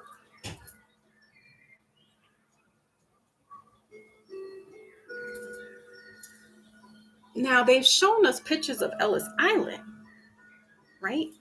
And people coming over on the boat or the ships leaving Italy, Germany, to come to the harbor of New York City.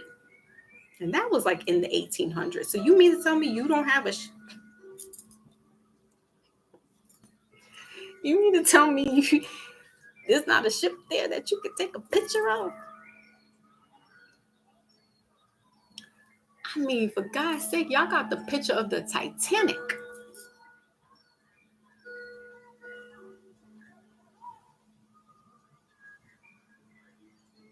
You got blueprints of the Titanic.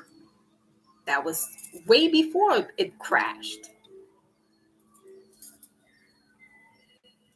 You mean to tell me that there's not one blueprint of a slave ship? You keep showing us the same picture of hundreds of people laying next to each other. You keep showing us that same picture. But you mean to tell me, Brother Maybach's in the building, salute, salute. You mean to tell me there's no blueprint of the ship that brought those people? Seek the truth. We got to dig a little deeper now, because this thing is like, what? So when this person try to tell me, oh, no, y'all trying to play this race thing about Vikings being black. No, sir. I'm not. Do your research. I'm telling you, the British got a lot of stuff under their archives. You just got to be smart enough to go know where to go to look for that stuff. They show it to you in plain sight, and what they do is they whitewash it. Queen Charlotte, Queen Victoria, Queen Elizabeth I, her mother Anne Boleyn, Henry Tudor's mother.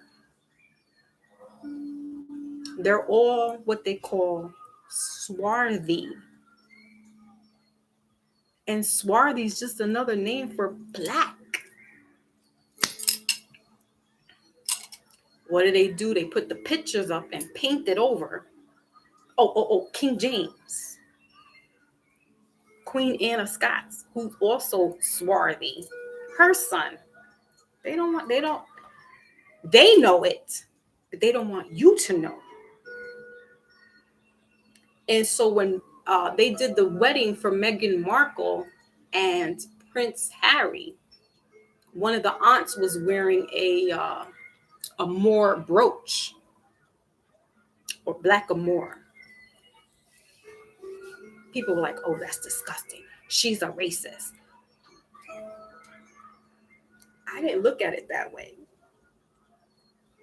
I didn't look at it that way one bit. Not knowing what I know now. She was paying homage. Everybody took it on, oh, she's being racist. That's disrespectful. She's doing that to a little black girl. They know their history. They know that Queen Charlotte, that's their great. So Queen Elizabeth, who just passed away, her grandmother or great-grandmother was Queen Victoria. Queen Victoria is coming out of the line of Queen Charlotte. And Queen Charlotte, like I just said, is the swarthy, mulatto, black, whatever they want to call, Moor queen. You think that woman putting that black brooch on was being racist? It looks like that, but looks can be deceiving. She was paying, in my eyes, she's paying homage because she knows who the real royals are. She knows that she's a descendant from a black woman.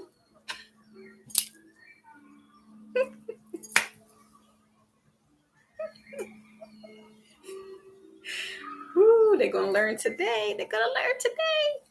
So people could take it all. They're being racist. Like, nah. When it comes to them, you gotta dig a little deeper for those people because they know their history. We're too worried about the slave boats. The thing is, we don't know where we came from. Sure you do. You just gotta dig a little deeper. You might have some African ancestry in you, but you also got indigenous American ancestry in you. And a little bit of whatever the Europeans was coming with. So, and before that was, like I just said, the Scottish. I've just come to realize that the leprechauns that they were talking about were the little pygmies that was in Ireland.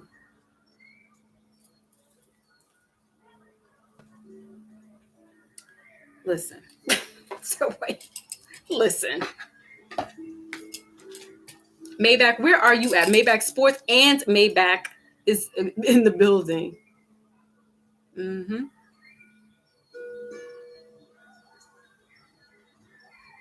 Yeah, we're giving way too much credit, and that's the problem. So some of us need to do a little more pushback.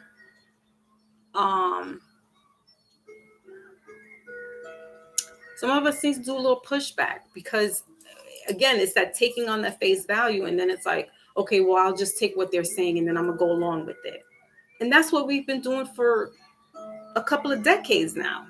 We've been running with their narrative and them painting a picture of what you and I look like, you and I. Oh, I see. He says showing double love. Now I'm showing the love.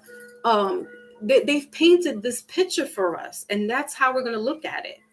But you don't understand. Have you ever been to an art museum before? I have. And art is up for interpretation.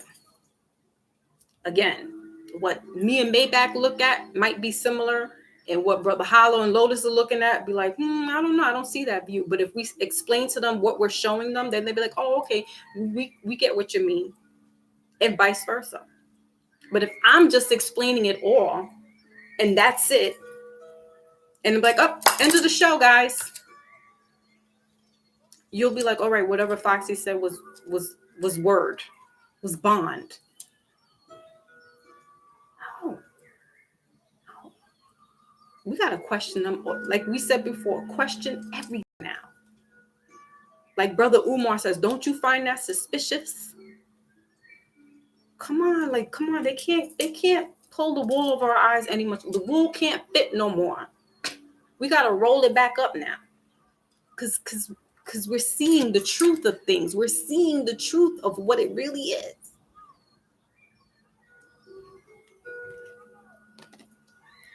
I've been watching this Harry and Meghan thing now because the father's about to be coronated. He's about to be crowned king.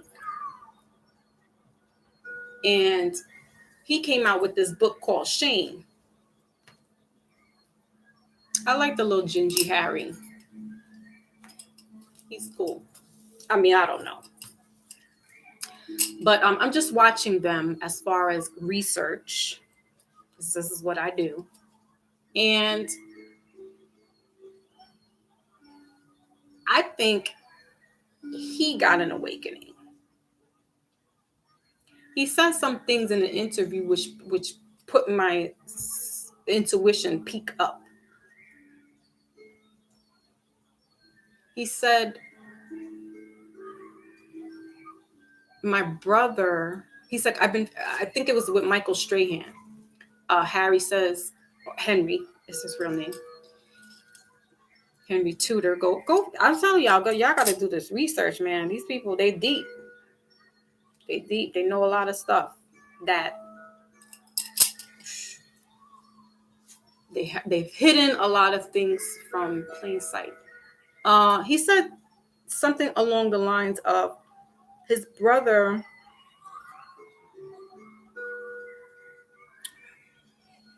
felt their mother helping William through his time in his marriage with the children. And then he says to Harry, now it's time for mom to be with you and your family. And then Harry goes on to say, within the past 2 years, I felt my mother more than anything.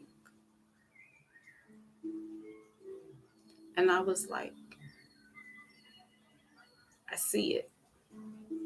I see it.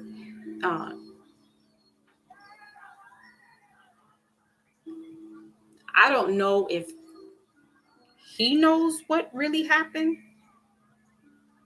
It's my speculation. And I think that's why he bounced. Because I do feel that he loves Meghan a lot. And he said that he heard some people in the royal chambers, if you will, allegedly was making racial remarks about Meghan. Plus the press, he's like, I didn't realize that British press was so bigoted and they were racist. He's like, I never realized that. Why? Because they never had any melanated people around them. So there would be none of that backlash, right? Until Meghan came into the scene and shook things up. But it was starting to parallel how his mother was, before she was, in that accident. Choose my words carefully. Watch The Crown. I'm telling you, they put stuff in plain sight for you. Some of us will just be so consumed with the gossip of things. It's just like, no. They tell you stuff. In between every other sentence is the truth, right? Just like books. You don't read, you won't know. They put the answers in the book for you.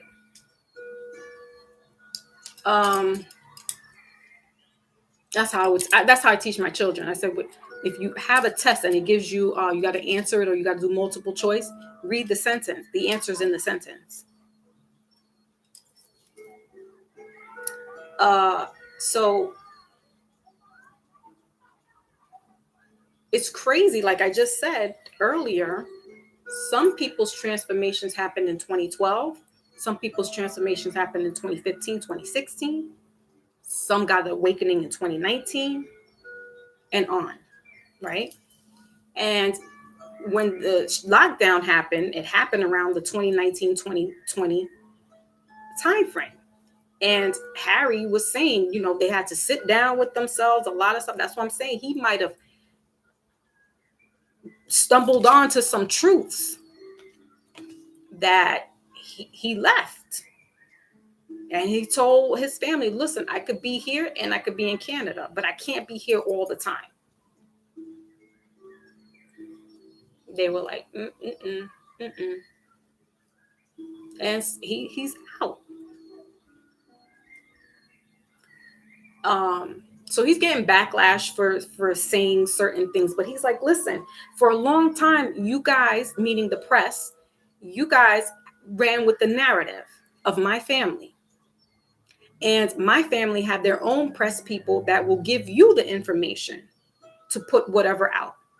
He's like, now it's my turn. I'm going to tell you my truth. And I'm like,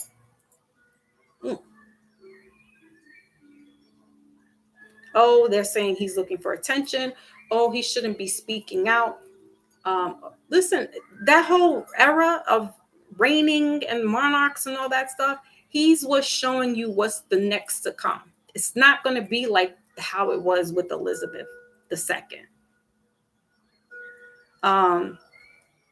William is going to try to keep that same prestige, but Harry's like, no, I don't really want any of that stuff. He knows he's the spare. That's why he titled his book The Spare. He's not next in line anytime soon. And now, he has his family and he's like, I want to protect, I'm here to protect my family. Like he's really like, I feel like he's really like in love with his family. Like, I think if he said that his mother's been with him, I feel like that's the spirit of the relationship. Because if you look at Diana and her story, first of all, she was a teenager when she got wrapped up into that family. Charles is talking about, she was 16-year-old, lovely girl. That's one. He waited until she was about 18, but he was going into his 30s. I think he was like 31. So, got her wrapped up into that, and she didn't know what to do. She's like, all right, I'm gonna just go with the flow of things. But it started to eat her alive because homeboy was having an affair. He stayed having this woman, Camilla, on his side before Diana got in there. Remember, Diana was a teenage girl.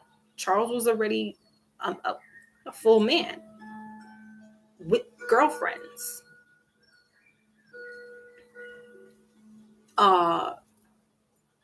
Right? So once she left out of the firm, and she started doing her own thing, that's when it became a problem. And Harry may have some of that of his mother in him, and it's really starting to show. It's starting to show like that's Diana's essence is in that relationship. And Megan knows how to handle that because she's this celebrity in a sense, right? She was on a show, and she knows how to deal with that type of paparazzi, if you will, that type of being out there. uh, and so he knows, so they both know how to handle it, but no one's out there trying to assassinate you like that in the industry, right? So it was a whole different ball game for her, but she was doing certain things like Diana was doing, like organizations and charity and stuff like that. So there's a lot of Diana-esque in that relationship, and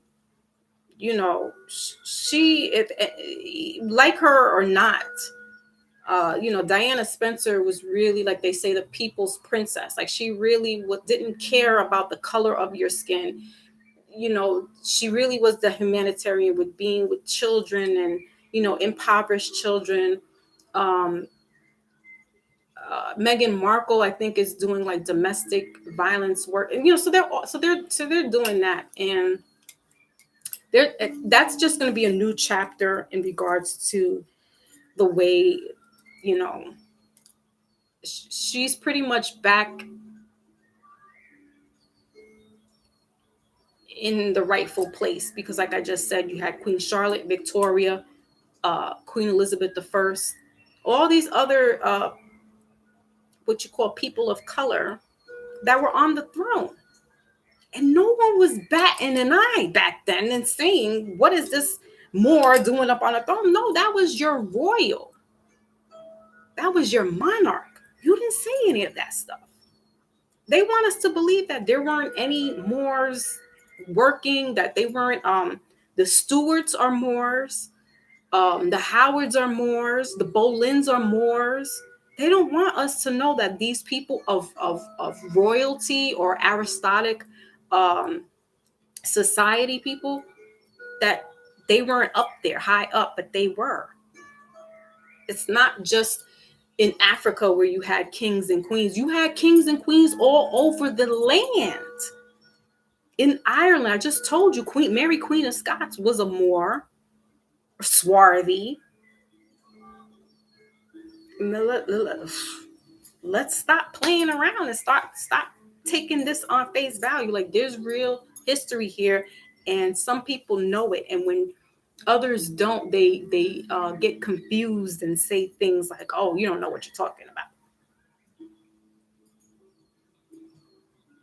No. A lot of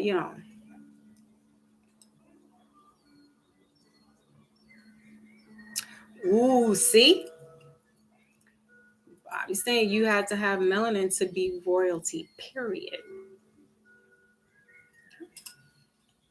So this goes back to me saying, when the aunt was wearing a Moor brooch on her lapel, going to Meghan Markle's wedding, she knew what time it was.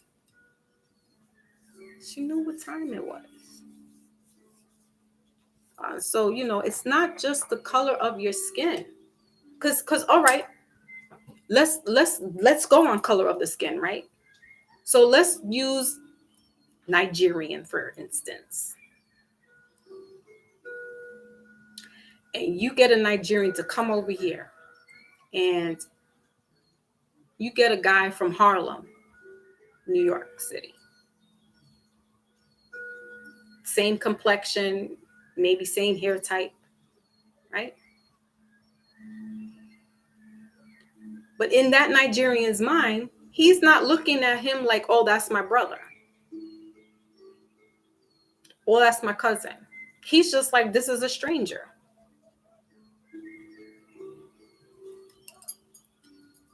Oh, but we look alike. No. They have this same thing with the Berbers and the Moors, as far as when the Moors were up in status, right? They call them the dirty Moors, that were trading off the other Moors to war and slavery and stuff like that. Just because it's skin folk don't make it kinfolk.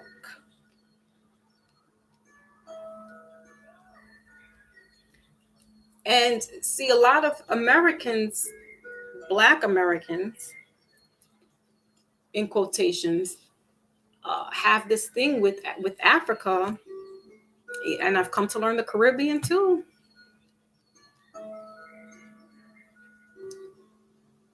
That they feel like if I'm over there, I'm on motherland and I'm in open arms.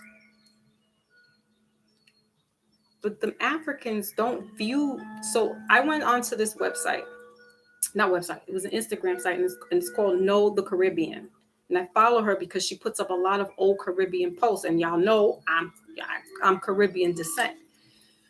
And she did a questionnaire for African people and Caribbean people.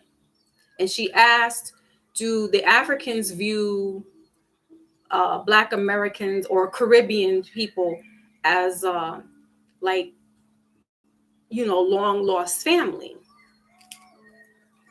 And majority said no. They don't even really think about slavery. To them, that was in the past, and they've so far removed from that they keep it pushing. Yeah. They don't think about slavery the way the Western civilization does. And I tipped my hat off to the woman who posted that, because I was like, people really need to know this. Because the Caribbeans are they have that same kind of notion too. Oh, that's my brother. And they don't think about you like that. It's like we think about that more than they do. And I appreciated that post because it just is proving me right again that I can't help but to say some of us have a heart on for Africa, and it's like they're not thinking about you like that. And that's no disrespect, and they're not, and it's not being mean. It's not that they're being biased or whatever you want to call it. They just, like I said, that was so many centuries ago for them. It's like out of sight, out of mind. They've moved on from that. And if a descendant came back that was a descendant from their tribe, I'm sure maybe they would feel a certain kind of way. But for the collective, no. They're not batting an eye the way you are over here batting an eye for them. They're really not. They got their own stuff going on. They really have their own situation and issues, economically speaking. And guess what? If you're coming over there, you better come over there with some money to build. Because it's not this utopia of, oh, free the land, beloved. No, because for some of them, they're trying to finesse you. But that's not to say that doesn't happen over here. I was on a panel where this young man said, I was scared when I came to New York City. He said, I thought I was going to get robbed, beat up, and killed. He was like, and I was scared of being on the train. I'm like, bro, I live here and I feel you.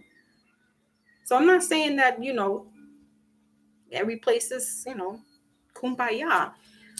But the intention that we give to certain things, it's like, now we got to stop that. Because you got your own people here that we got stuff going on. You want to fly across the country to escape something, but guess what? I just told y'all China's over there. And some of the European countries never left over there. Oh, and guess what? Their presidents and prime ministers sell them out too. I don't want to be the Debbie Downer here, but I'm just bringing it to the realization that some of us have this fixation about, yeah, wait, going down to South America, trying to get the women. That's a whole nother story. But the Africa thing is what grinds my gears, because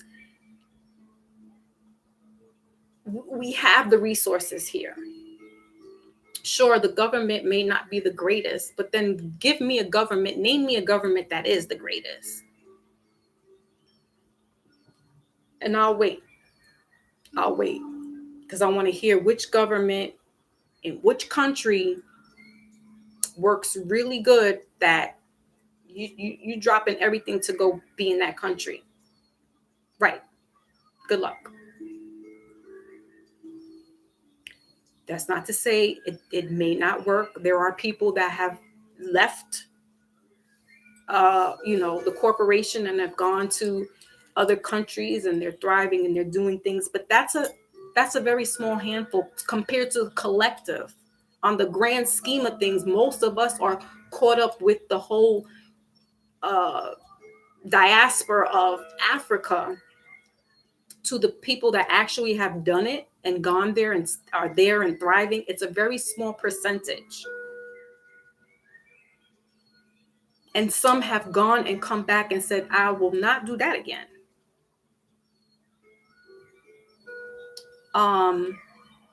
But if it works, it works. My hang up is that that's not the end all be all.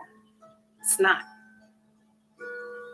when we have resources here that we're not tapping into. And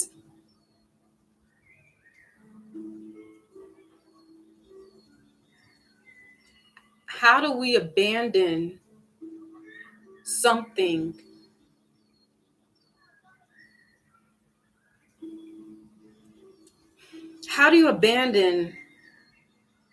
that could be fixed or worked on, and even maybe not at a higher level, government speaking? But if we were at the top of our game once upon a time,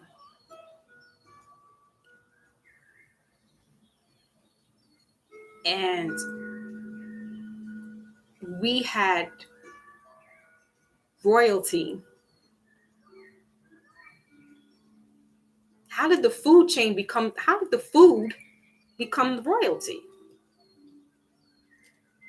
Who put them there? Yeah, they put themselves there, but who was giving them the green light? That's why I'm like, no, we gotta fight for certain things. Like I'm not giving up. That's all I gotta say. I'm not giving up. I get tired and I gotta take a break, but I'm not giving up running to go somewhere else.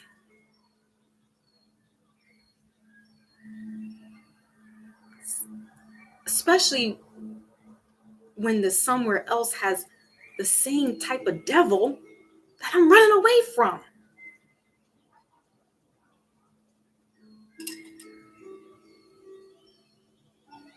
Again, there's a small amount of people that can run and hide and dwell in these lands and make it work for them. But the collective, it's too many of us to do that. So what do? Are we going to get on a ship and go across land? What do?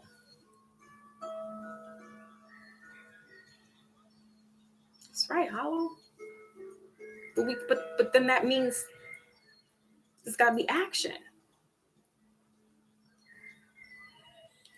And because so many of us are caught in this ideology of over there, and the grass is greener on the other side, but you don't want to grow and take time to fix your grass.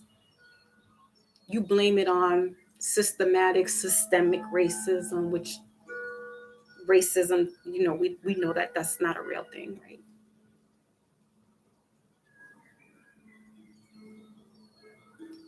The redlining.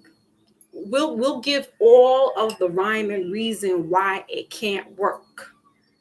We'll do that. We're good at that. We know it. We know it like we know the back of our hand. But what's the flip side to that? We also got to know how to work around certain things and still make it work for us. And that might be on a smaller scale. And that's fine. Because eventually it will grow. It's got to take its time, right? As we spoke about earlier in the reading. Your season might not be right now. But if you have the seed to plant it, guess what? It's going to grow. But you got to nurture it, take care of it. Just don't abandon it because it's not growing. It's not working to your liking. You're tired of the police brutality, but you're not tired of you killing each other off. If you were tired about that, you wouldn't be singing it in songs. Right?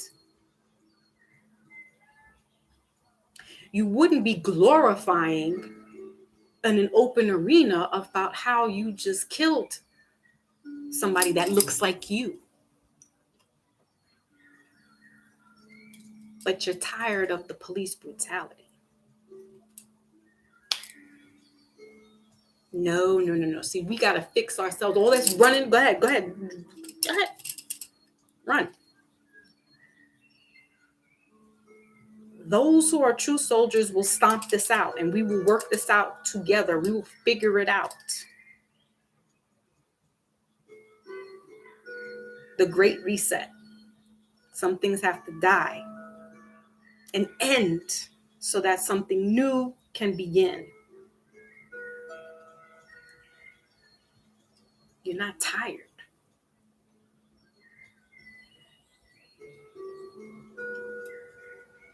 I mean,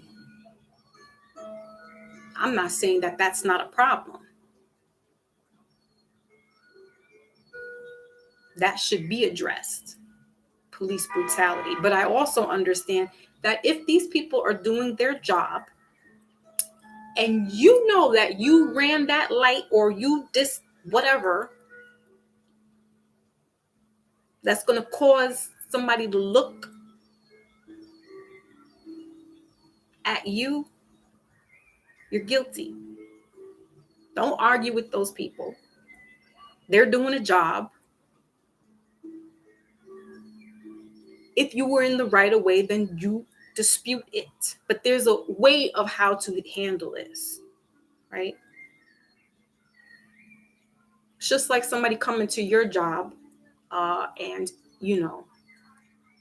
they're being a little indignant. You're trying to help them out. That's what these people do. They're doing a job, whatever you want to call it, patty patrolling, whatever the case may be. And because now they've blown your high, you're like, I'm going to dispute this. Just let them do what they got to do. And you keep it moving. I don't know the percentage of how often that happens with the cop interaction, but there's more of us harming each other on a daily basis because I've seen it. Then I saw one police attack, and it was somebody assaulting a police officer. I saw more of Moors harming each other than I saw a police officer harming them or somebody harming a police officer.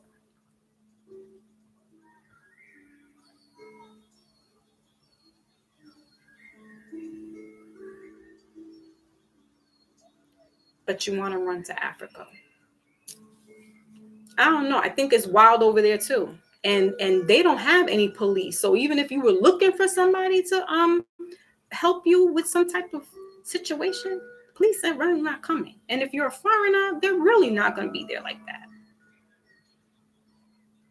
This one woman was talking about how she left the UK and went over to Ghana. She got scammed, flim-flammed, and she was an educated woman. I think she was like a social worker or something like that in the UK. She got bamboozled out of thousands of dollars. And guess what? The courts were running her through the mill to where she got to the point where she said, I think they're all in on it. The broker, the courts. And because it wasn't an urgent situation, they weren't treating her like an urgent case. She stayed. She's still there. I don't know if she's still there now, but this was like 2 years ago. And because she was feeling, oh, the UK, I'm not this, and this is not happening over here, and the violence and whatever and all that good stuff. And she went right over to Ghana, and it was taking her money. So, there are some good stories that are coming out of people, expats, they call them, that they travel and they leave and they go out there and they've made a life for themselves, and they're helping out and things like that. But if you're going with this rose-colored glasses over there, the advice is you're going to have a shell shock. You're going to have a culture reality, because it's not like that. You may not get if you're in like a city type of area, but most people who want to leave are looking for like small little places to reside in. So they're not really going to be in the city. So therefore, your plumbing system is not going to be up to par right away. If you're building your home, like there's so much things that you have to take into consideration when you're leaving. And it's not because you're needing to leave behind all the whatever is going on in the United States, right? And then you go over there. And if you're building from scratch, you have to realize that that's money, right? And if you have no job or no, economic stand out there, it's going to be a little harder. So I don't want to discourage anybody, definitely do your research, seek the truth, right? But just, for me, I'm just speaking because it bothers me. It really gets me sometimes. I'm just like, y'all think the grass is green on the other side. You don't understand that over there is kind of like,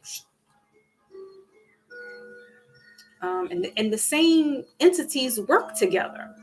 The same entities are ruling over those countries. So, all right. I say this, the devil I know I'd rather deal with than the devil I don't. I'd rather deal with that, because at least I know how to prepare myself.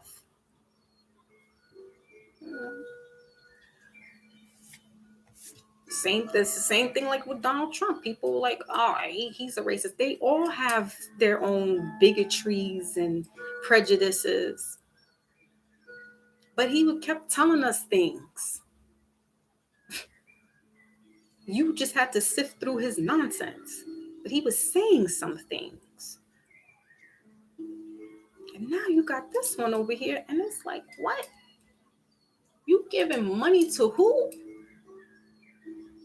Do you see what I'm trying to bring us to understand? One was saying, let's take all that money out of over there and bring it back home.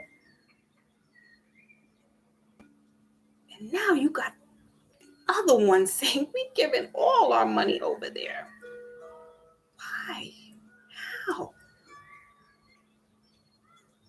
Does that even city area might be better or sweeter? But most of the time, people that are leaving here want to what they call live off the land. So they're going to like rural type of area to like either start building their land from there or in communities that are around the city. And so they call themselves living off the land that way. But I'm like, that's a whole nother, topic as well, living off the land. Because this one guy was saying, he's like, I don't understand what that whole meaning is, because when we lived off the land, like we really were living to create our home and our they didn't use the term living off the land 20 years ago. They were just like, listen, we're going to buy our land because it was cheaper to buy land than to pay a mortgage. And so they were, I think it was in Michigan. I don't know. They started somewhere in the States, then they went to Canada, and then they came back to the States. But they've always like built their own homes and built their water system and things like that. And that wasn't what they call living off the land. It's just us that have made this term, and again, social media likes to spin stuff. And so, people are thinking living off the land is away from government and away from any institutions and things like that. And again, that's a small percentage. You know, it's really a smaller percentage to the collective that can actually do that. And so I'm talking to the collective because I live in the collective society. I don't have my own. I live in the city, so I'm always on some survival mode in the city because there is a survival mode. There's a different type of survival mode in the city, and there's a different type of survival mode being in the rural areas. Um, and you know, I try to think what are we gonna do here? When stuff starts to go down and things like that. I mean, we've been through this experience, so that's why I'm like, okay, that's how I think. Right? We had 9/11. They hit the towers. We had a blackout that hit the northeast corridor. So we've been in situations where we had to know how to be resourceful without any electricity, without any lights, and that's in the city. So, imagine you have to do all that outside of the city, being in rural areas, right? Um, it's at the end of the day, it's being resourceful wherever you can be. But I don't know, when we really start to see things for what it is, and just the nitpicking, the everything is an issue, the black and white, the 80s or 80s or FBAs, and again the whole you gotta have a name to something, the Hebrews, the Muslim, and it's like, it doesn't matter when your economics is getting jacked up. It doesn't matter when there's a whole global thing going on that can shut the world down,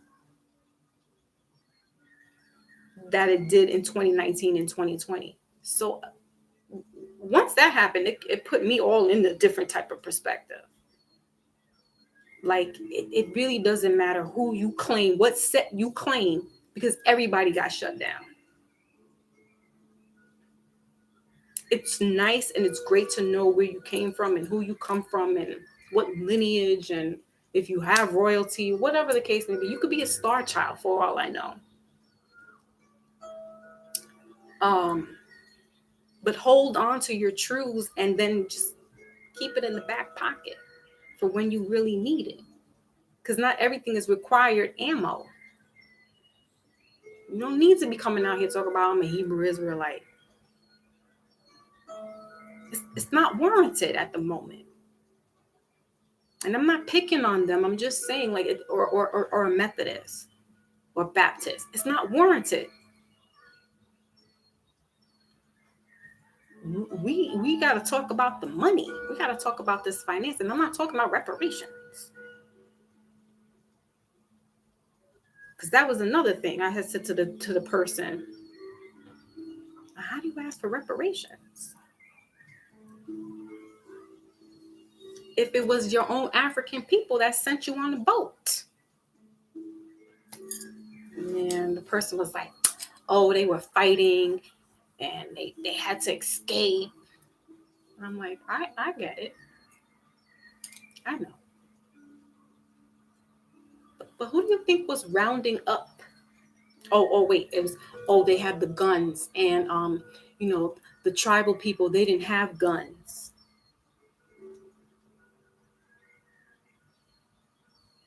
When you look at pictures and paintings of these Moors, they had muskets.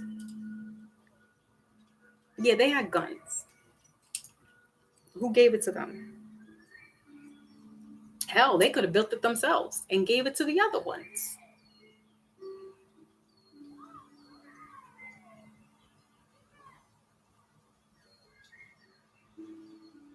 Who taught you? Who taught them? Get the book, 100 Amazing Facts of the Negro, J.A. Rogers by J.A. Rogers. It will tell you who gave who. You'd be very surprised. It wasn't white folks. It was the very melanated skinned person that you think wouldn't sell you out. And they did.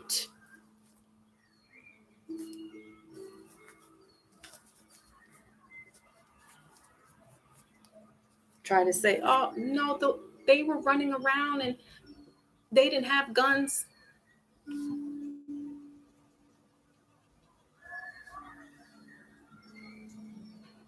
You don't think that they were... Listen, the chief or the king in the tribes had slaves too. Guess what it was all about? Finances. That's where we call them dirty Moors. They sold you out. They sold your family out. So that they can get what? Whatever they needed, whatever they wanted. We created gunpowder. So where'd they get the guns from then? So I'm like, wait till they find out. Wait till they find out the truth. It's gonna hurt some people's feelings because it's gonna be, oh, your great grandparents sold your family out. They sold your family down the pipe, and you want to say, no. We can't say it all was them. Everybody had their hand in it. And you need to talk to the people in the West African region and ask them why, if that's where your family's coming from. Because then that would mean that they owe you money. So then how does it make sense then? You're going to ask your family for money? You're going to ask them for a piece of that land? This is why I'm like this. I don't know how the reparations would work, but I'm not into that politics stuff. Cause it gets sticky, it gets tricky. Because you're thinking, oh, it's the crown, oh, it's the Europeans. But if they're getting the people from Africa, where did they get who was supplying the Africans? Who was supplying the Benins? Who was supplying the Ghanaians? Who was supplying people from the Ivory Coast? Who? You think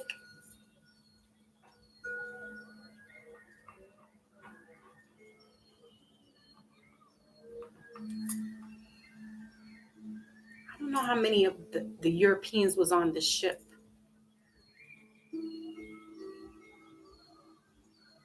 But I want to say that they might have been outnumbered to the indigenous people of the land.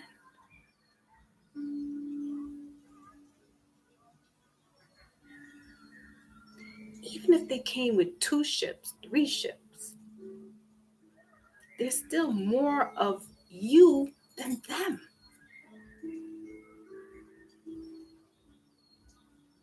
We have to do the math here. We got to think about these things. This is where it gets boggling. Because if we start thinking about it, it's like, all right, that doesn't make sense. So then that would mean that some of the chieftains were setting up their slaves and having them getting shipped off. Because they had slaves too.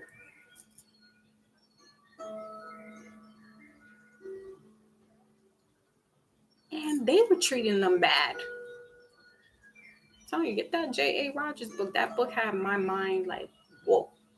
I read it on my Inside Foxy's Mind on the other channel. I was like, wow. Wow. Oh, and guess what? There were melanated slaveholders that were overseeing the European slaves here in the Americas.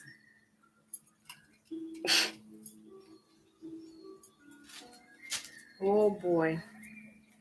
Oh boy. So so then who's getting what now?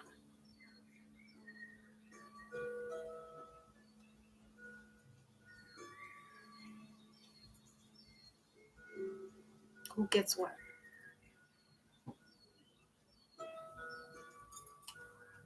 And who showed who how to act like animals? I mean, these people just took what we were doing to them and ran with it. They just doubled it.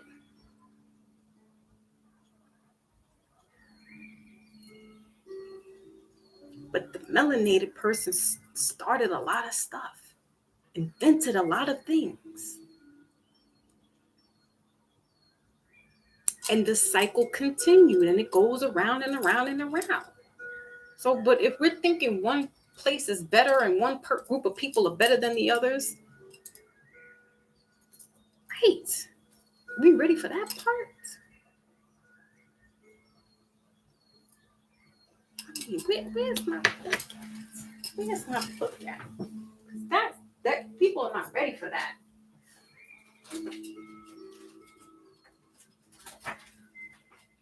And apparently I got the not the wrong book, but I got the wrong title cover. The amazing facts about the Negro. I wasn't planning on doing that, but we're gonna do it. We're gonna learn today. We're gonna learn today.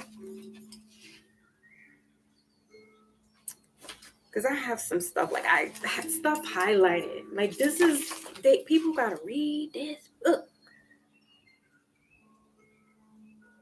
But where is the let's go into where it says slavery.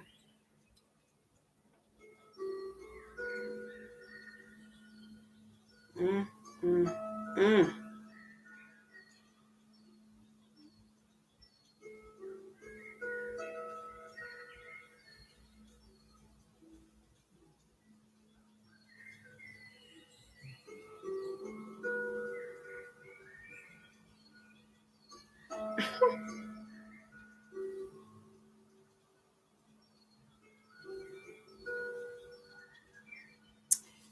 Man, oh man, where is it? Here we go.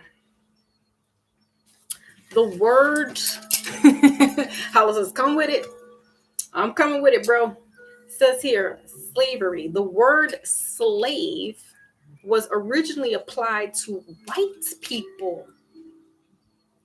It comes from Slav, a Russian people captured by the Germans. There you go.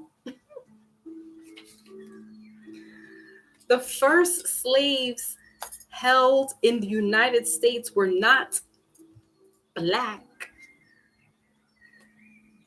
but white.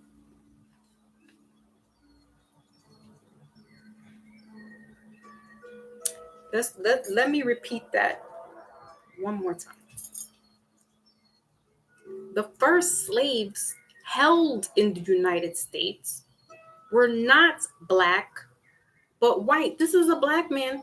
You want to say black man, melanated, who wrote this some hundred of years ago.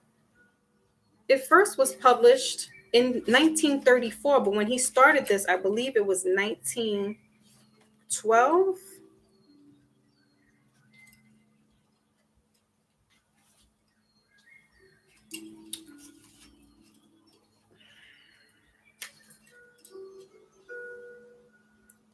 Doesn't say here, but I believe he wrote this in 1912. But anyway, y'all heard that. The first slave held in the United States were not black, but white. They were Europeans, mostly British, who died like flies on the slave ships across. So there you go. You're getting some black people now because the whites are dying off. They're not making it. So get the next group of people. All right. On one voyage, 1,100 perished out of 1,500. At another time, 350 out of 400. In Virginia, exactly. Brother Howell's like, what? I'm telling you. In Virginia, white servitude was for a limited period, but was sometimes extended to life. In the West Indies, particularly in the case of the Irish, it was for life. So in the West Indies, they had Irish white slaves. White people were sold in the United States up to 1826. 50 years after signing the Declaration of Independence. Andrew Johnson, President of the United States, was a runaway and was advertised for in the newspaper.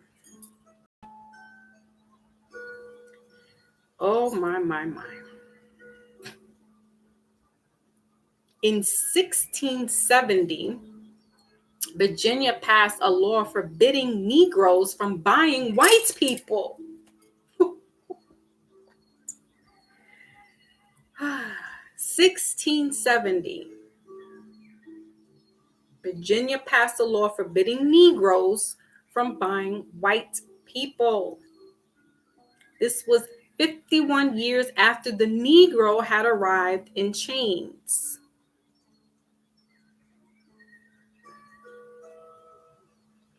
Free Negroes bought white people in such numbers in Louisiana that the state made a similar law in 1818.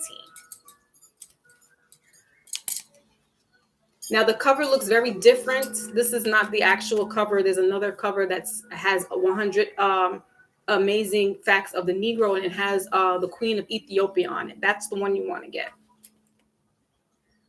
But can you hear this? Thank you, Brother Maybach. Yes, you do. To work on my yard. Yardy. What up, Yardy? Tell him, Brother Maybach. We gotta cut this in the bud. It's springtime. Springtime. We gotta plant some seeds.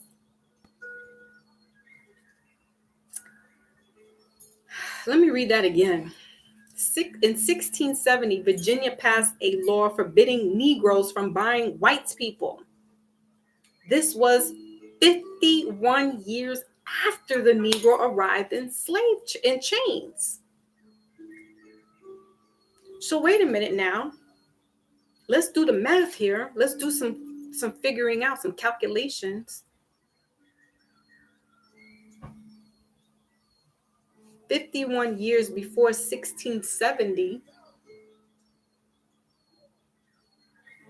Oh, so there was Negroes already here before the slave trade.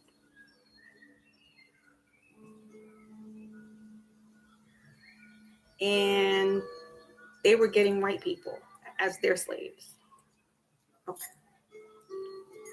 And it was getting so rampant out in Louisiana with some free Negroes. This is the word. I'm not sitting here making fun. This is the title of the book. This is what we were called prior to the Black and African American. Okay. It was getting crazy out in Louisiana that they had to make a law to stop free Negroes from buying white people. Check this out. Number 67. White children were kidnapped in the British Isles at the rate of several thousand yearly in the 17th and 18th centuries and sold into slavery in America and the West Indies. 1619. Thank you. I knew someone was going to come up with the year. Buying up all the good white folk. Indeed. Indeed. I mean, listen. This is how we're going to put some things to bed.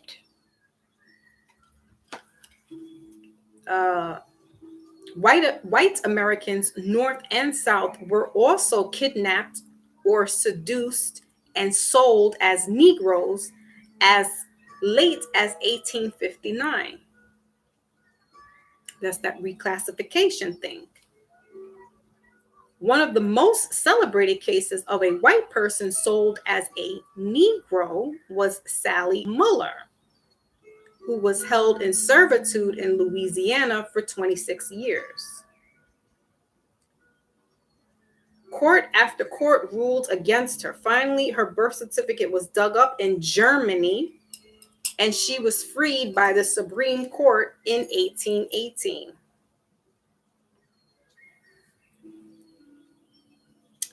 One more thing that's fascinating. Amazing fact number 69.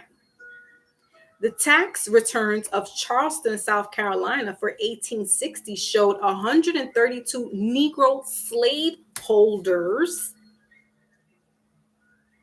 with 390 slaves.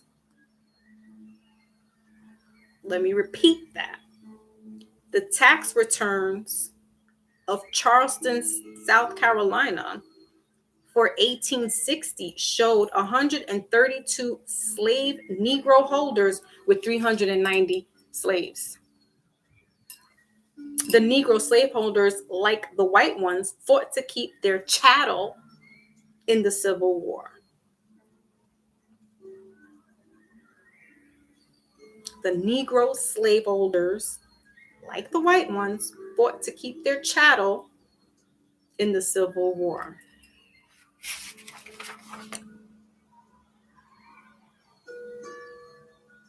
And that's what I wanted to just say, because we need to understand that there were Negro slave holders, and they had white people. They had Europeans from Germany. Now, where is the...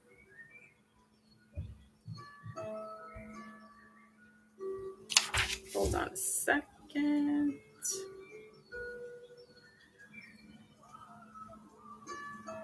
Oh, and if we want to talk about interracial marrying or race mixing, in September 1664, Maryland passed a law that any white woman who married a Negro should serve the master of such slave for life. Slaveholders took advantage of this law to induce the white woman, some of whom were recent arrivals, to marry the Negroes.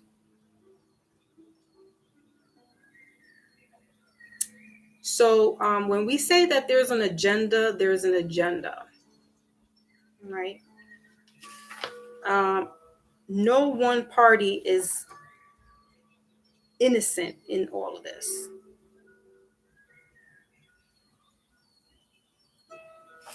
And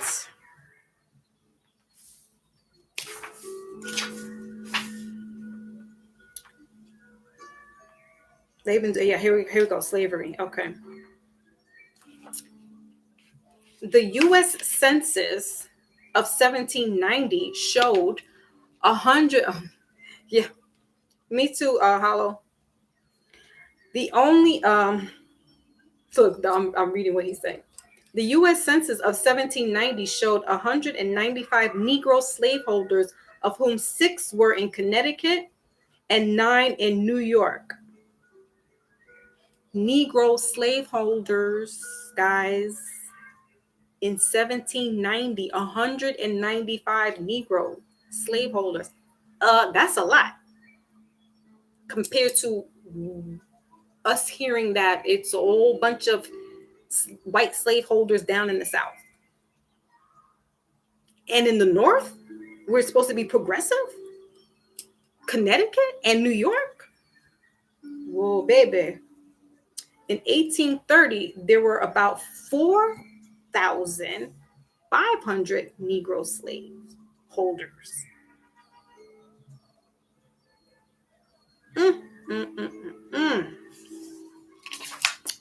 Can you dig it?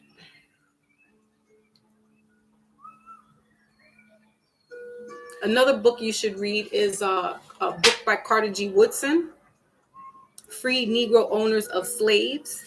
And Carter G. Woodson came with the concept of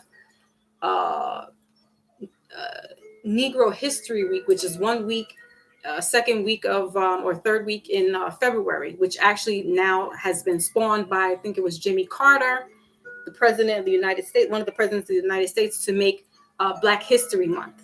But it started by Carter G. Woodson, who was having issues. If you check out Inside Foxy's Mind, I did a live about that. If you watch that, but Carter G. Woodson was having issues with these clubs that he was involved in that were mainly what we call white men.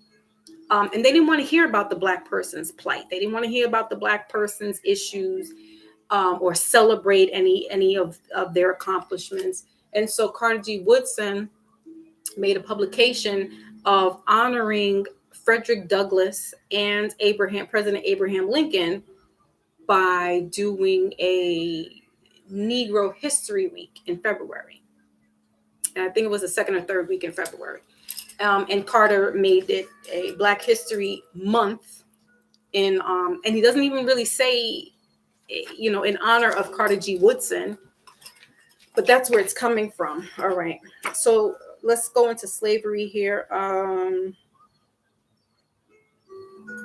C.M. McInnes says of the West Indies, the white servants were often passed under Black overseers who treated them with particular barbarity. I'm going to repeat that. There's a person out there by the name of C.M. McInnes. That's Irish and melanated. Says of the West Indies that the white servants were often placed under Black overseers who treated them particularly barbaric. So the Black overseers were treating the white slaves barbarically. As the Blacks born in the islands acquired a knowledge of handcrafts, the white servants were compelled to do the roughest, hardest work in the fields. Right. Exactly. Mulatto. Um, so peep that out. The white servants were compelled to do the roughest, hardest work in the fields.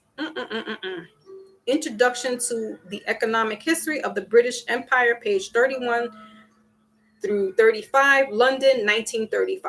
So J.A. Rogers gets a lot of information from articles dated, post his time. He's gotten research from other scholars and brought this book together by all the information of doing research. So this is not facts that he's saying as facts. He's actually getting information from other resources that have put this in newspaper articles, such as this, and these are them telling you the facts. So he's just, collaborating it all together to make it a book. Here, Roger, guest of Selassie. New York Emperor Haile Selassie of Ethiopia sent for and granted private audience to J.A. Rogers, Courier editorial page columnist, on the day of his departure. The emperor met Mr. Rogers in Ethiopia in 1930 at his coronation, and again in 1935 when Mr. Rogers was in Addis Ababa as a curator correspondent. So Mr. Rogers met with the Emperor Selassie, and he himself was a writer, and so this is how he got all the information as well. But it's important that we need to read his book and know that it's not what history has been telling us for a long time.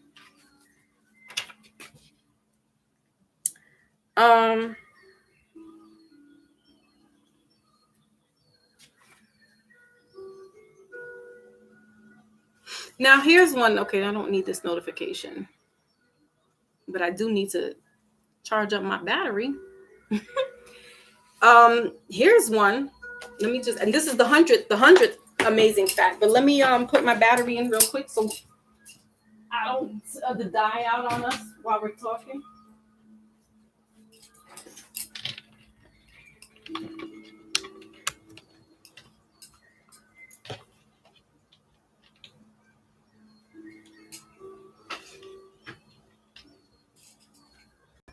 Okay. So we got the battery in. All right. So the 100th fact. Just downloaded it. Awesome. Good.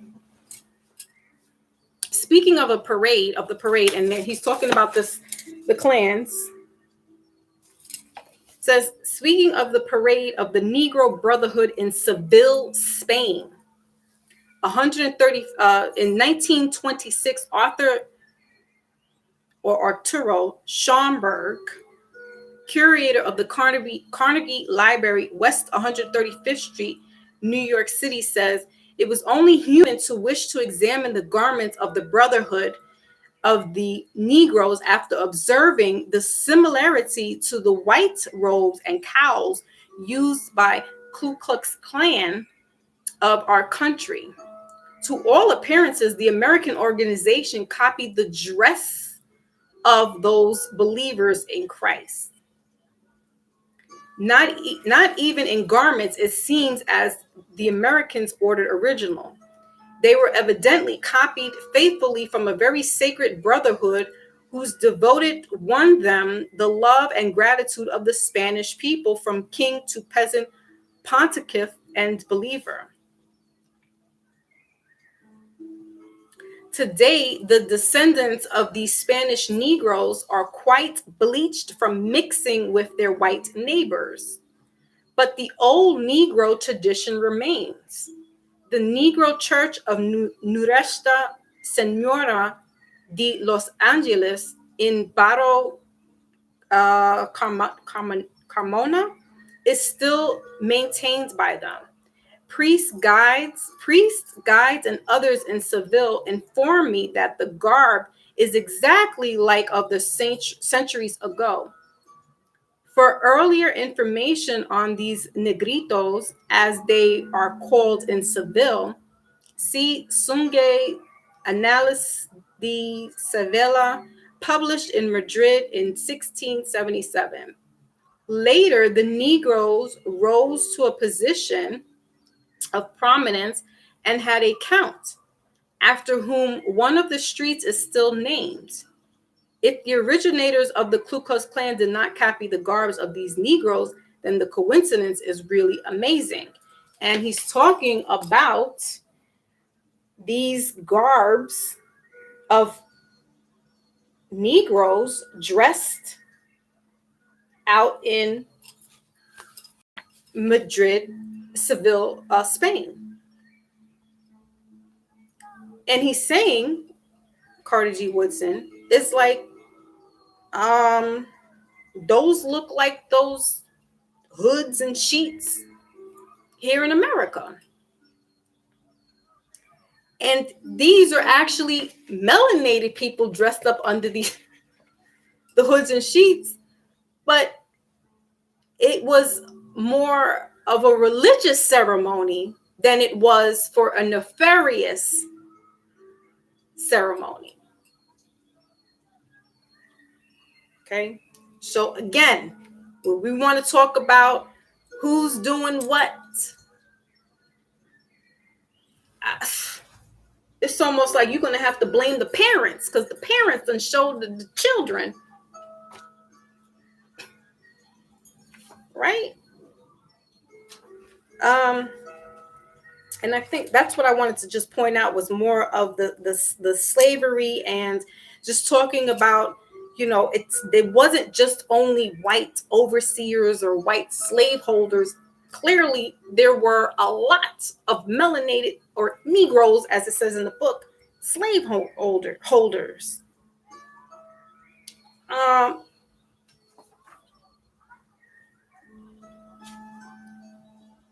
But yeah, this is a definitely good book to look back, and just resource. What is this? The British emancipation of American masters to keep their slaves. Okay, let's hear one more thing about the slaves, because we have to be because when we're talking about this reparations and so forth and so on, who are you getting it from? Where are you getting it from? Right? The British Emancipation Proclamation allowed the masters to keep their slaves as apprentices. They were not really free until 1838. Lincoln's Emancipation Proclamation permitted the retention of the slaves in those slave states which were fighting for the Union, as well as in those parishes and counties in sympathy with him. He also excluded Tennessee, hoping that it would join the Union. In the words of the proclamation, these states were to continue holding their slaves precisely as if the proclamation was not issued.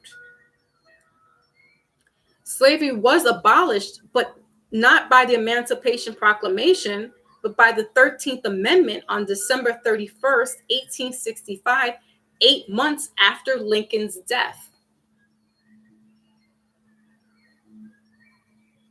That both Negroes and whites are still held as slaves in North Africa is well known to those who have lived in those lands.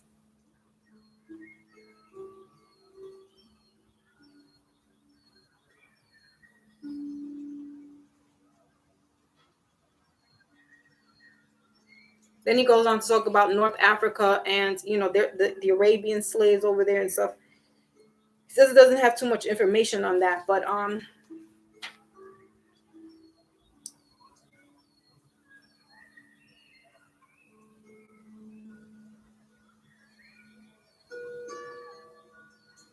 okay. The Century Dictionary says originally one of the slaves or Slavonians taken in war, Slav originally meant the people of glory. That's where we heard the word slave from. For the transportation of white slaves to America and their sale, see James O'Neill, The Workers in America History. It's in the archives. If you want to know about the white slaves in America, go to see James O'Neill, The Workers in American History. Chapter, The White Slave Trade.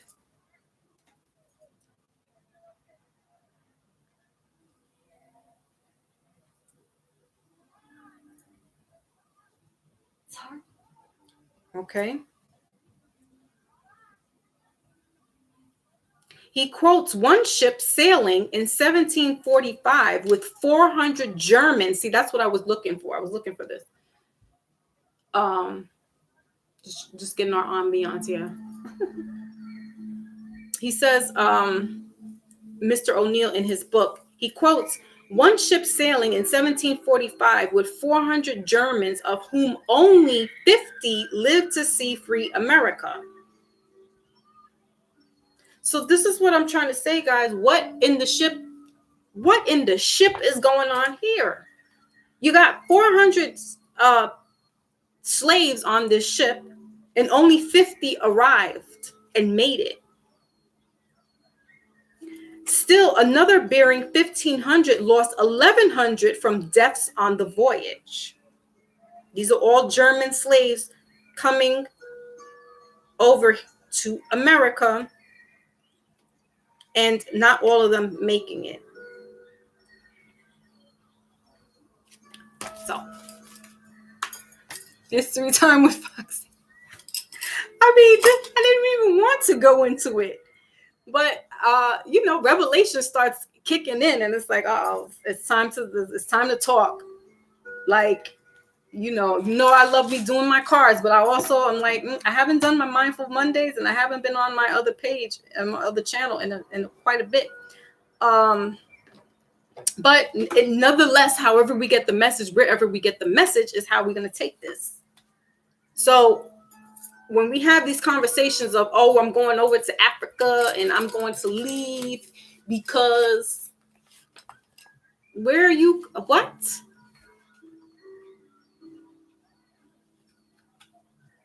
Who do you think was selling those German slaves out to? The German, the white Germans.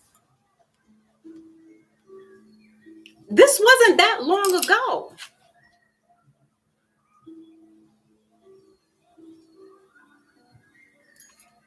$1960 was not that long ago.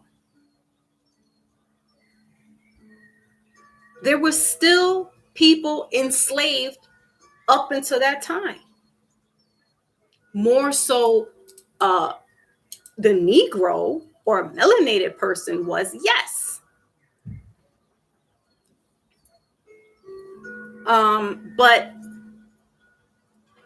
when we start talking about money and land and so forth and so on, that's why you would have to talk nationality. You would have to talk about the sovereignty of the land. You would have to talk about those type of things, because those are the people that were here.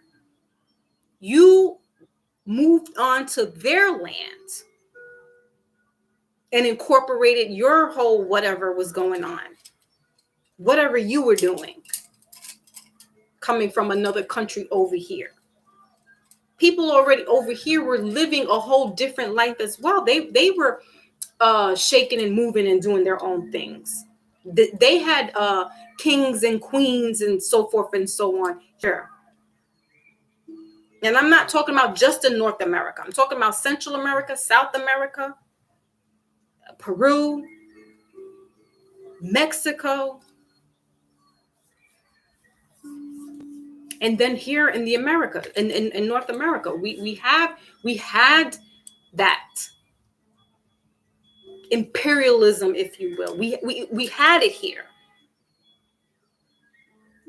And somehow along the way, we lost our footing. Power and money got caught in the middle of that. And that's where the issues lie with this power and money. It's to usurp the other one, be in control of everybody else. And now they don't need that type of manpower or slavery anymore, but there's a different type of enslavement going on. It's just done differently. But we have to ask these questions. We have to question certain things because it's not making sense anymore. It's not adding up. As they say, the math is not mathing. It's not making sense. You're telling us, you're giving us this narrative of a ship with thousands of slaves on it. J.A. Rogers just told us that some Germans didn't make it all that came over here to the States. So, yeah, we know some people went overboard. Some people died of, food poisoning, diseases, and things like that. But man, the story that they have painted for us is very narrow, very one-minded, just very broad stroked, and that's it. Nothing. It gives us no room to fill in other stuff. But here we have somebody that's helping to fill in those. We just haven't been. Some of us haven't been reading.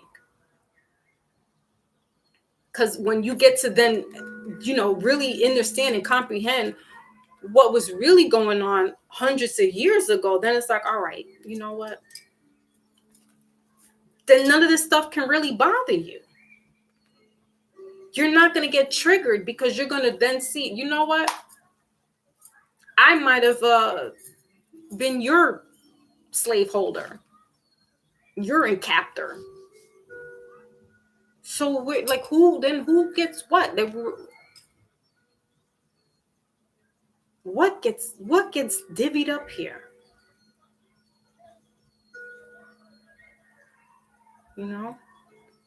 Who gets what if there were people already here and you went over their land and you took over the land that was not yours?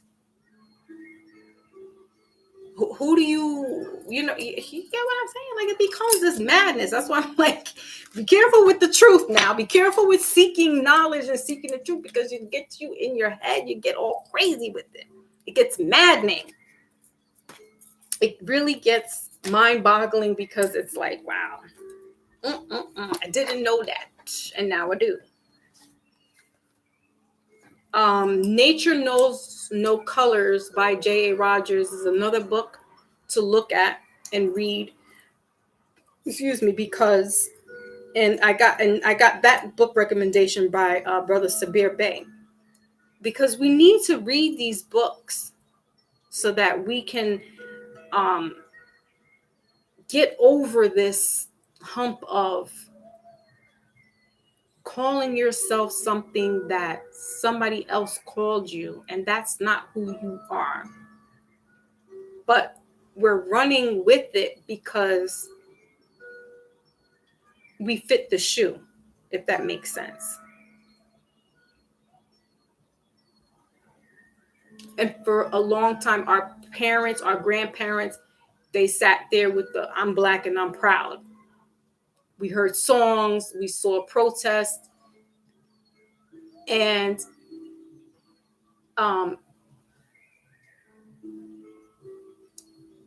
it almost is gimmicky to the line of Black Lives Matter. But back then, when our grandparents or our parents were saying "I'm Black and I'm proud," they were really protesting for their life, because we saw that there was a lot of discrimination. There was a lot of injustice to the so-called Black person.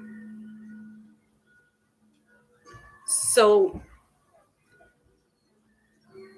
it became gimmicky when we were putting buttons on and things like that. Like, it became propaganda. But it wasn't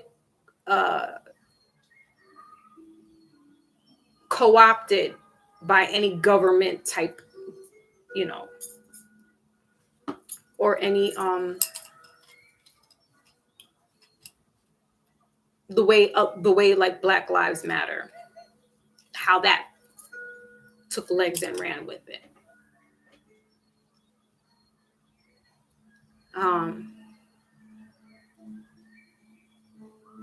And it's going to take a while. It's going to take a long while for that type of generation to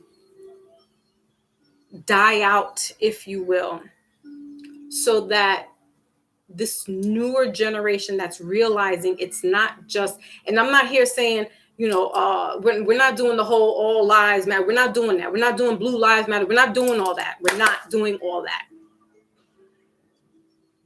We understand that there's something bigger out there.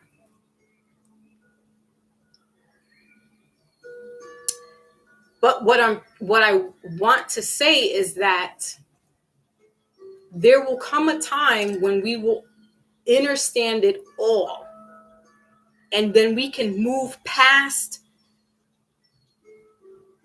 the propaganda that we've been dealing with for a couple of decades. And we can stand truth. Where's my truth card? We could stand up to truth face to face, eye to eye, and say, I know you, I see you. Because now we can't really step toe to toe, eye to eye with truth, because there's still some inference that can fight that and say, no, I know this, I know that. It's almost like we got to wait a few more generations to change the narrative around and spin it, as they say, spin the block back, right side up, so that the truth is there. And if you choose to accept it, that's on you. But we're going to have the truth stand there in its glory. And we're going to say, okay, I acknowledge you, or I see you there, but I don't have to acknowledge you. It's going to take a while to get to that point. Because right now it's like, I don't know about truth. Like I'm just finding truth. But again, we got other interferences around us that can still shift us back into the narrative of thousands of people on the slave ship. They're still giving us 1619 project on a streaming yard. They're still giving us the slave stories, right?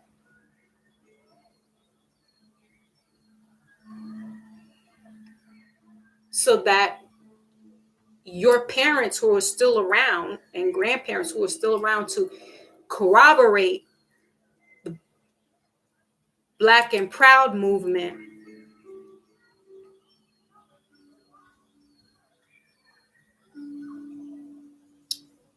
can interfere with you learning the truth. So we wait. We buy our time. We read. We research. We can't really get into arguments and fights with the elders or even these new people who are listening to the same narrative because they've been indoctrinated. So we can't really battle too many people because there's a shift.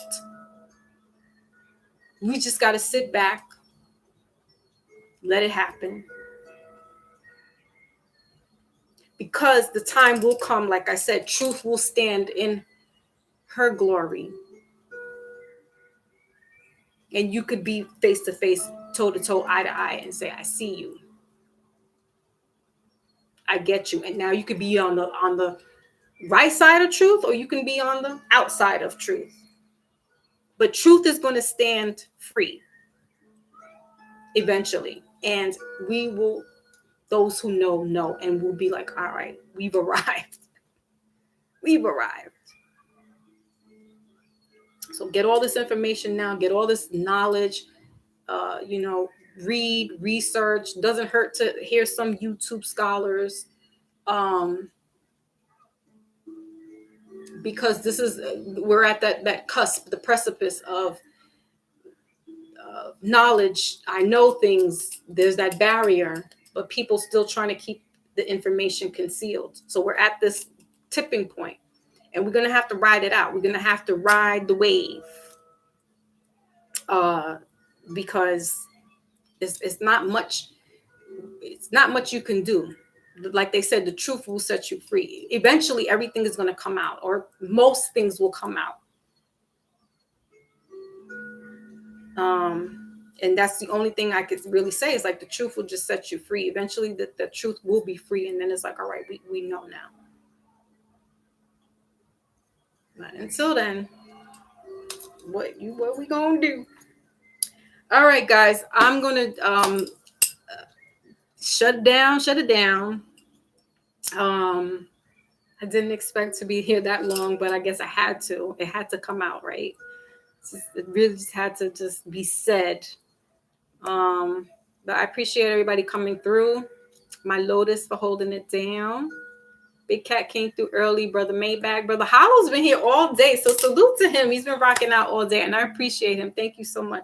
Coming from a big platform, and coming down to this little platform and hanging out and soaping up some of this knowledge. I appreciate you. Thank you. And everybody else who's catching the replay. Don't forget to like and share.